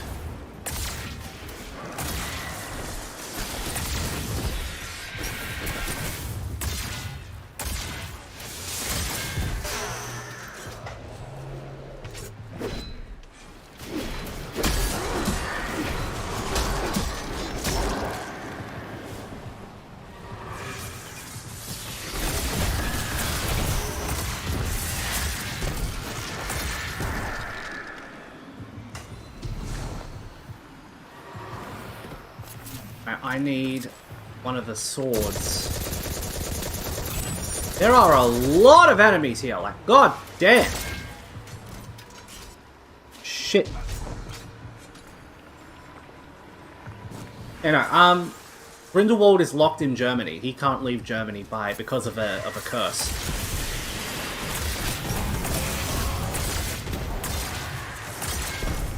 Come on, I need your sword. Sir! Sir, I need your weapon!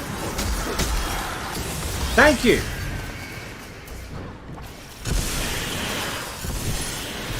No! No! No! No! No! No! Drop it, drop it, drop it. Okay, heal! Heal! Shit! God damn it! Ah!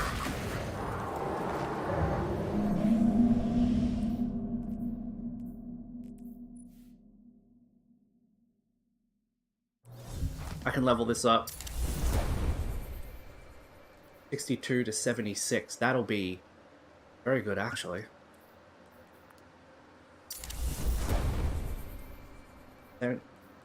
8, 74. Ooh.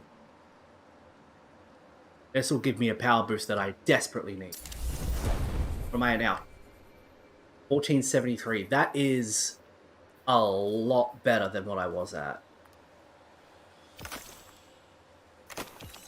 So that is very dangerous. Right, forgot that detail. Oh yeah, no, it is pretty dangerous. But the labyrinth, and this is something that my friend and I spoke about at length. The labyrinth is meant to be connected to dangerous places. And you have to also consider the Chamber of Secrets is still relatively a mortal location. The Chamber of Secrets, while dangerous because it contains a creature, is still nothing compared to the labyrinth itself, which contains, divine monsters. The basilisk is not a divine monster. It won't, resurrect itself after being killed. So, by comparison, the Chamber of Secrets is safer than the labyrinth. At least the way I've got it written. But with demigods, though, celestial bronze is the weapon of a demigod. Shit, you're still alive?! Celestial bronze is the weapon of a demigod, and it can only work against divine monsters or other demigods. That basilisk is not divine, so a demigod can't kill a basilisk with celestial bronze. They would need to use magic or a rooster.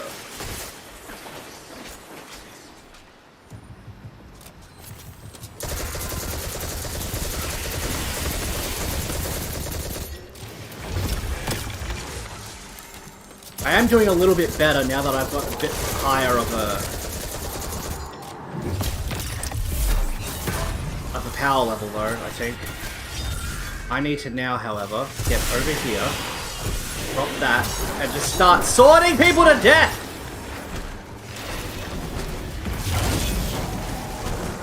Gotcha, bitch.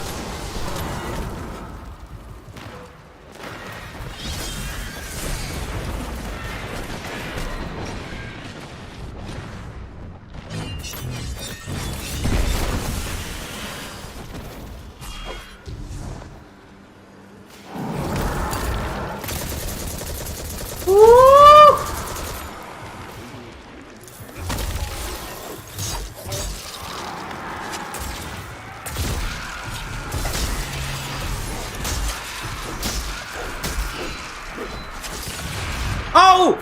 No! No, boom! Shit! Heal! Heal!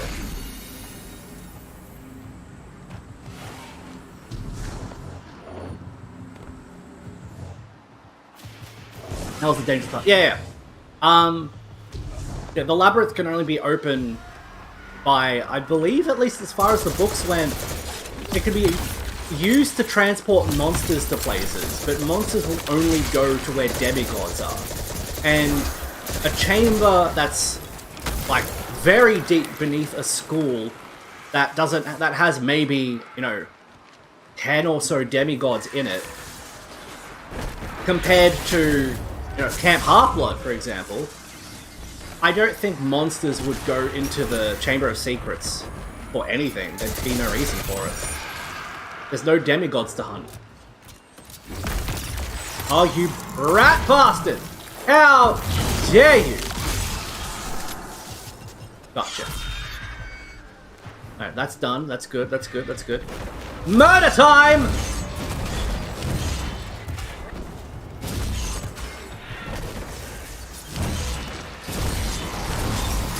Run away! I'm fine. Everything's fine. Everything's fine. Everything's fine. Everything's fine. Everything's fine. Everything's fine. Do that, I'll be fine.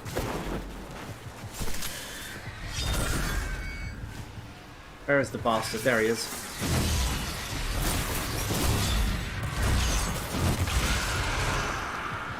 Like, leave me alone. Oh, okay.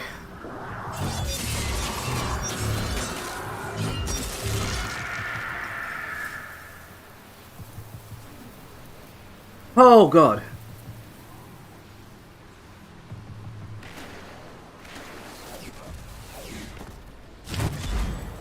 No.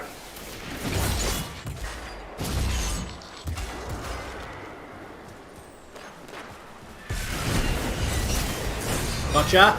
Gotcha. Now I've got 1, 2, 3, 4, 5, 6, 7. I've got 7 big stinkies coming at me.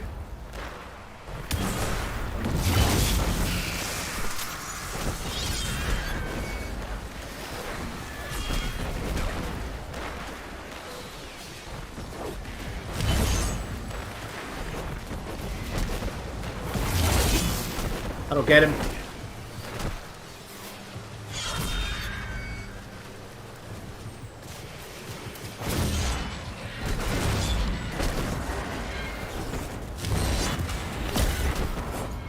Shit, okay.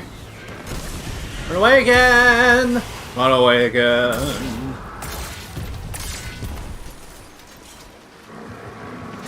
Come on, come on, come on, come on, come on, come on!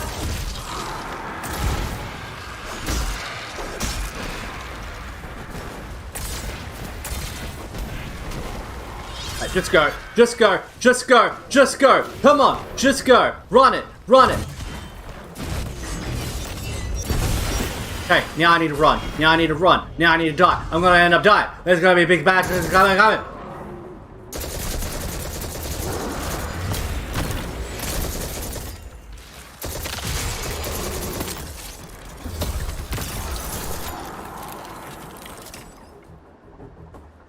How big of a part is Nicholas Flamel gonna play in the Hogwarts arc? I would say moderate. He plays a major part in the Hyrule era, the Hylian era, but by the time of Nicholas Flamel in the Hogwarts era, he's going to be essentially, I'm not going to say an old man, he's not going to be an old man, but he's going to be older, significantly older than what people believe him to be. Like, within the millions of years. Will he make regular appearances? Yes, whenever appropriate. There are quite a few other survivors of what happens to Hyrule. That was teased in the first chapter. It's called the Great Collapse, or just the Collapse, or the Calamity, depending on what mood I'm in. But yeah, as far as Nicholas Flamel becoming a main character in the Hyrule arc, outside of the Hyrule arc, probably not. But he will make regular appearance when it's appropriate. I do love Nicholas Flamel. Oh, I did it! Oh my god, I did it! He will be featured in Chapter 1, not Chapter 1, in Year 1 predominantly, because it's about the Philosopher's Stone. This is definitely the apothecary wing. Somehow, it feels even creepier in here. Outside of Year 1, You're though... trespassing on the testing grounds for the Lucent Hive's most wretched experiments. Outside of Year 1, he'll make maybe a few appearances here and there in the summers, because he's still one of Harry's trusted friends by this point. He'll make regular appearances during the summers. He's still in contact with the goblins, so the goblins know who he is. Or at least one goblin knows who he truly is.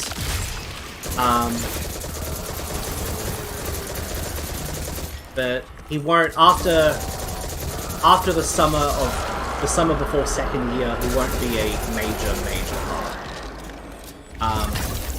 I'm thinking 5th year, the summer before 5th year, when Harry's at Camp Half-Blood, because that's happening.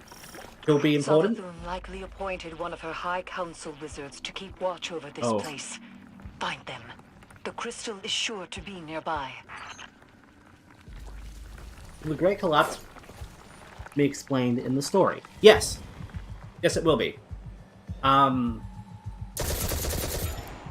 There will be so, like I said, there will be quite a few people from Hyrule that will survive into the Hogwarts era in various different ways. They will be alive. There's no, resurrection stone, let's talk to dead Zelda kind of thing that'll happen. There's none of that. But they will be surviving in different ways. Nicholas Flamel is the main one. He will be taking Eleazar Flamel's Philosopher's Stone and using it. One of the big bads that this is an original big bad that I created, who has been mentioned at the moment once in the story. He will be surviving on another Philosopher's Stone that he manages to steal.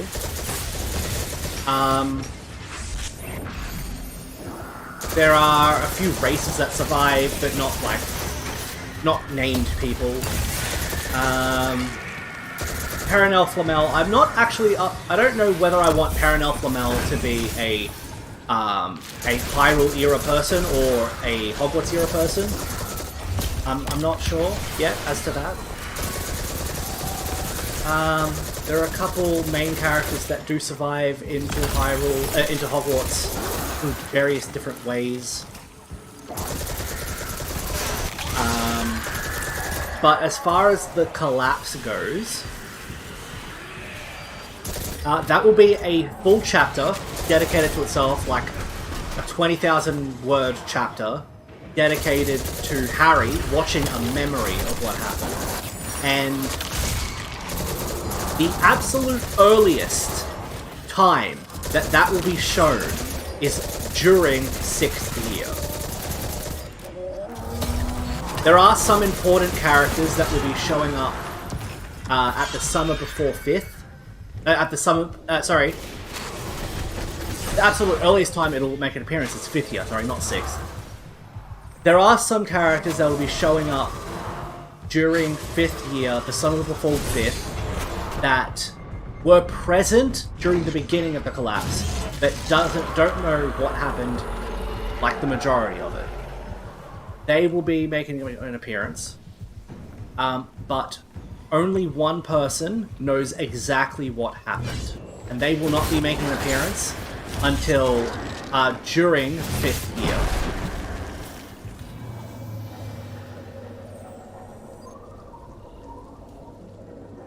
The ruler of the goblins has made an appearance. No signs of a crystal so far, just rows and rows of jars filled with... Is that light? But it's tainted somehow. SAVATHUN has always encouraged her wizards to push boundaries of hive magic. It seems that hasn't changed with the light. Perhaps that corruption has far less to do with the power than the one channeling it. Or the power has permanent side effects. Darkness transforms SAVATHUN into kin for prey to predators. Not darkness itself, but an entity behind it corrupted the hive. It conditioned their power on an endless blood tide. Their fate is not inevitable. I have no doubt that some can handle darkness with discipline. But those who can't, they're not the only ones to pay the price. Being surrounded. Oh shit, up there. Alright, what was the question? The rule of the goblins. the Gringotts that is, or the weird one? Will he be the one that recognizes Harry? The ruler of the goblins is given the title Ragnarok.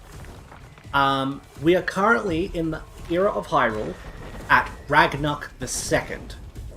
Ragnarok the First, he existed from before the Hylians went up into the sky, and then till just after they came down from the sky, in the Sky era. So we're talking about before Demise made an appearance, until the end of Skyward Sword. That was the era of the first Ragnarok of the goblins. The second Ragnarok, so the title Ragnarok is chosen by the current Ragnarok to pick an heir to the title.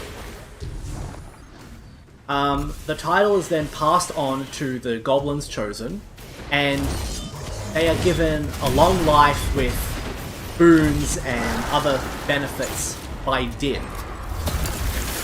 The third Ragnarok is during the time of the Hogwarts era. From the beginning of the collapse all the way to the Hogwarts era. Who that is, I'm not saying. But he knows Harry.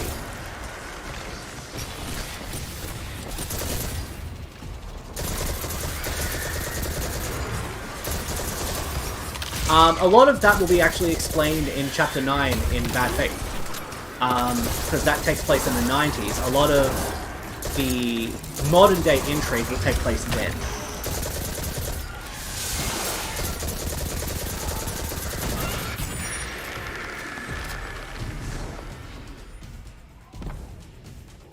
Yeah, he'll know who Harry is. He's the only goblin who'll know who Harry is.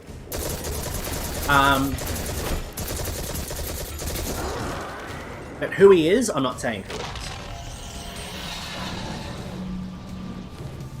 Only that it isn't Griphook.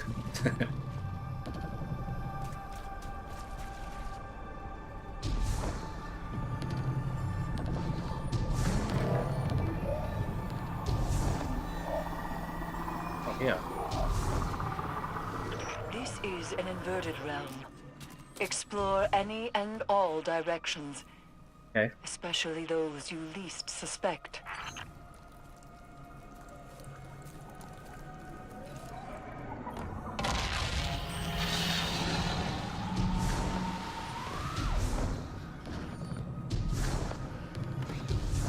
Shit, another boss battle.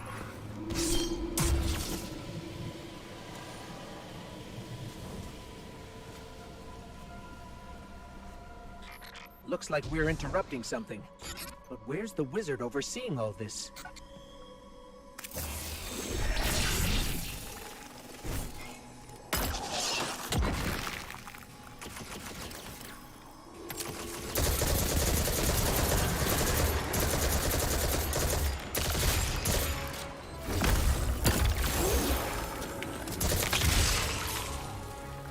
Oh. Oh. We just found the one in charge around here. Good. Now go and loot the whereabouts of the crystal out of them.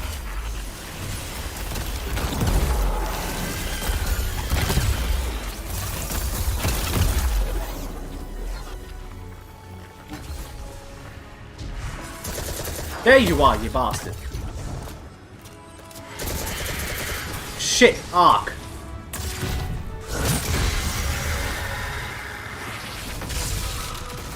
Run, I need to run, I need to run. If I get hit by that, I'm dead. Straight up.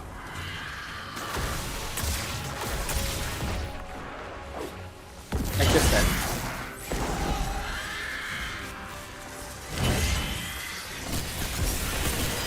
The wizard just fled. Follow them. They're closing ranks around the crystal. Shit. No. No. No, no, no, no. Come here, come here, come here. Oh, big chungus. I need to run, I need to run, I need to run, I need to run, I need to run, I need to run. It's coming after me. They're coming after me. Come here, come here, come here. Sword! Sword! I'll stab you! I'll stab. Where'd you go? Stab you! Woo! Damn it! Ah! Panicked. It involves the Malfoys, doesn't it? Well, I mean, it's all in the name.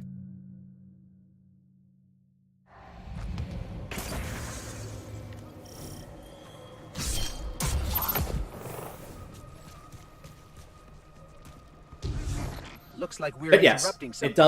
it does involve the Malfoys.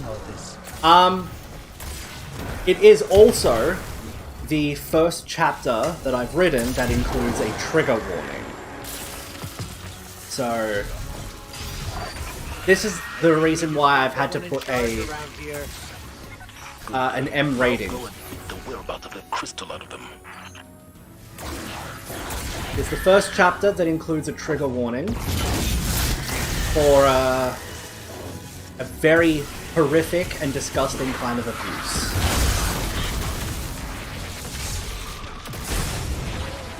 Shit. Shit. Oh my god.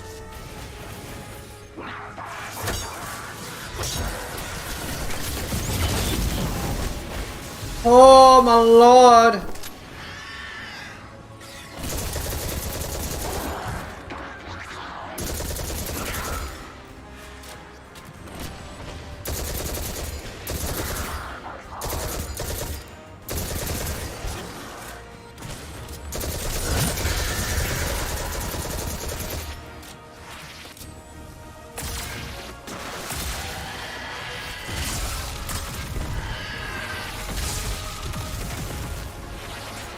Oh, I hate this, I hate this, I hate this! I hate this with a passion.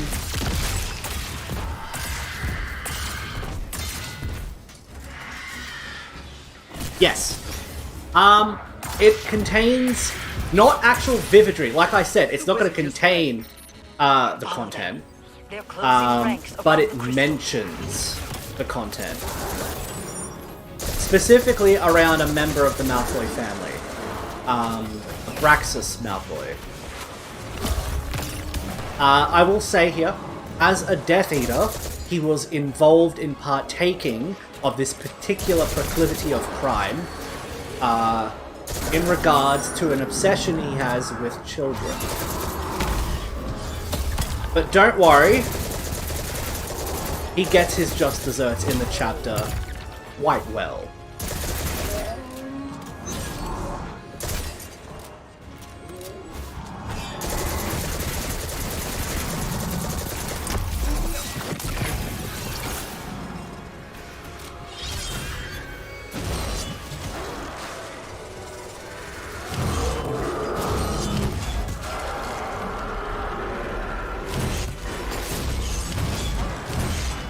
I will say, what happens to this disgusting creature? It's pure satisfaction. It's a nice, painful death.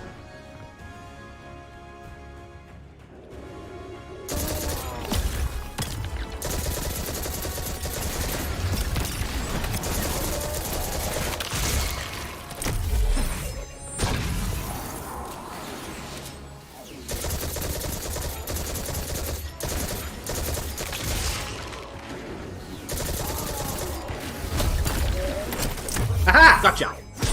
Bitch. What? Ah!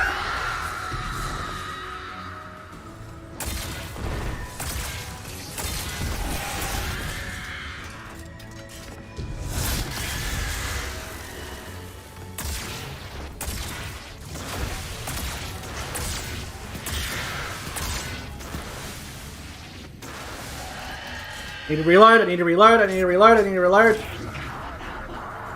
Where'd he go? Aha!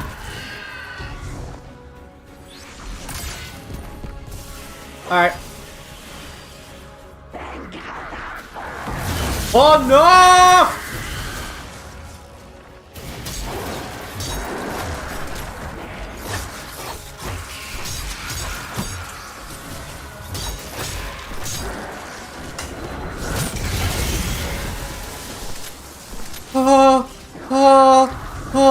He's coming after me, he wants to murder my face! Oh no!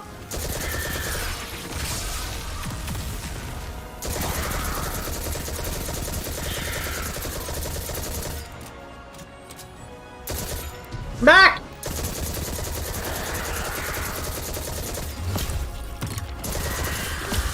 Stop! Stop! Haha! Gotcha. Oh no. Not this shit again. Not this shit again! No! I really should have done this with other people. Shit! God damn it! Ah! Die! I got done in by the electronics boys.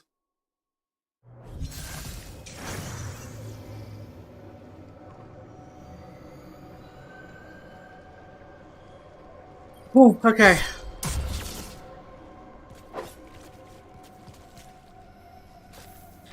Looks like we're interrupting something. But where's the wizard overseeing all this? I think we just found the one in charge around here. Good. Now go and leak the whereabouts of that crystal out of them.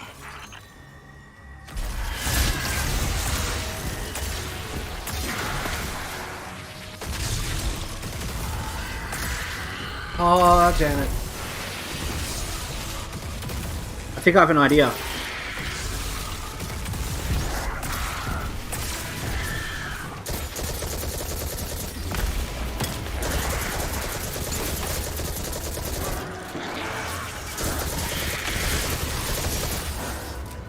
I should be using Risk Runner.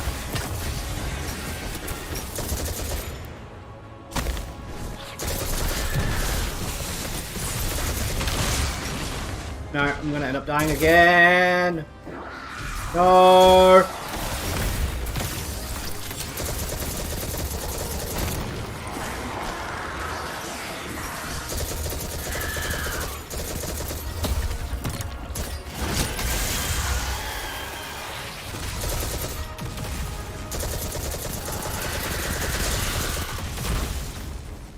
Shit. Okay. Give me my sword.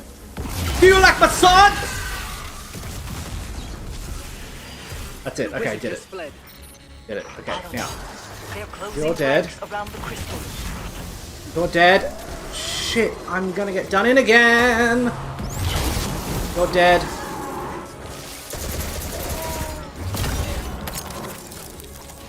Oh, come on, come on, come on, come on, come on! Dead. Okay, good. You're dead. I need you to open up the...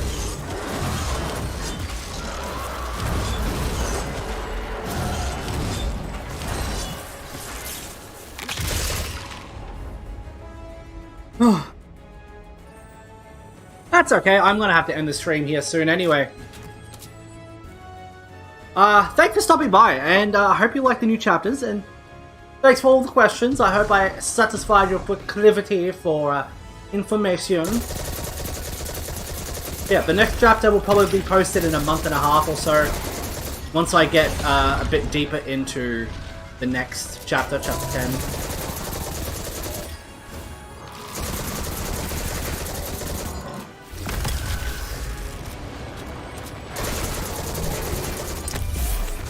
Oh my god, I am clenching right now. I can kill you by doing this.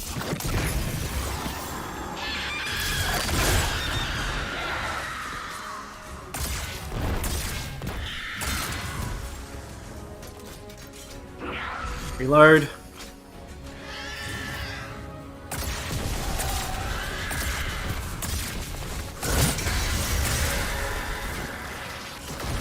Need to run away.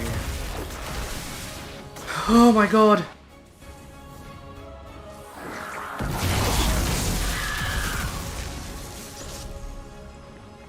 Oh my god. Oh my god. Oh my god. Get it!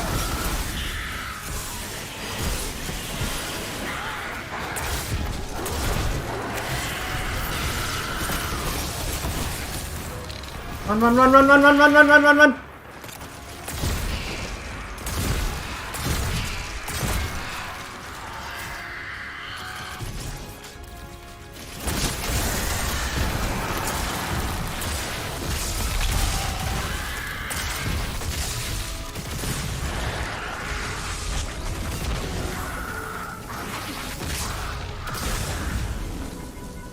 Okay, go. Oh, that was bad. That was a bad run. Oh, I did it! Okay, now I just gotta kill the ads.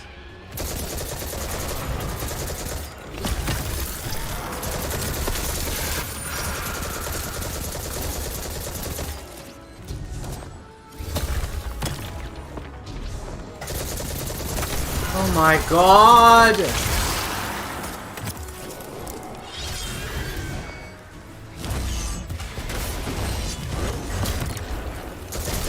I'm so underpowered for this. Oh, okay. Now I can use my super though.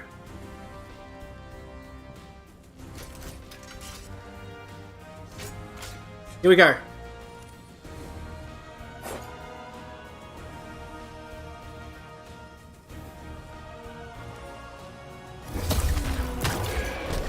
Light Baron Knight? Shit.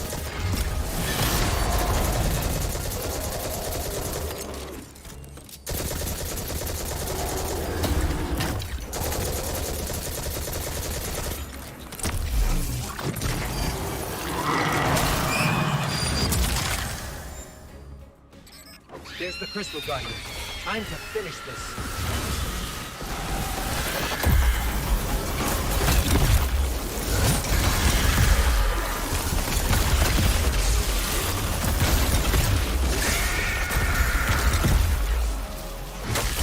I did it! Oh my god, I did it!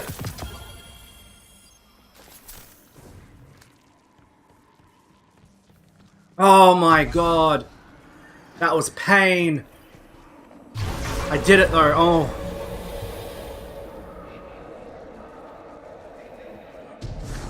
Devotion inspires bravery. Bravery inspires sacrifice. And sacrifice. That was Savathun, all right. But what does that mean? This is the evidence we've been seeking all along. Ikora's instincts were correct, after all. Indeed. But we don't have our answers yet. Go unlock the memory, Guardian. Then let's see if this cracks the case. Oh! I did it! Well, I'm going to end the stream here. Thank you guys so much for watching. If you like the stream, please give it a big thumbs up. And if you haven't already, please subscribe for more epic gameplays. For those of you who follow me for the fanfic stuff, keep watching. Check out the Twitter. And for everyone else, check out Twitter anyway. Best way to support me is by, of course, subscribing. The more subscribers we get, the more epic gameplays we can have. And yeah, I shall see you all in the next video. Good night, everybody.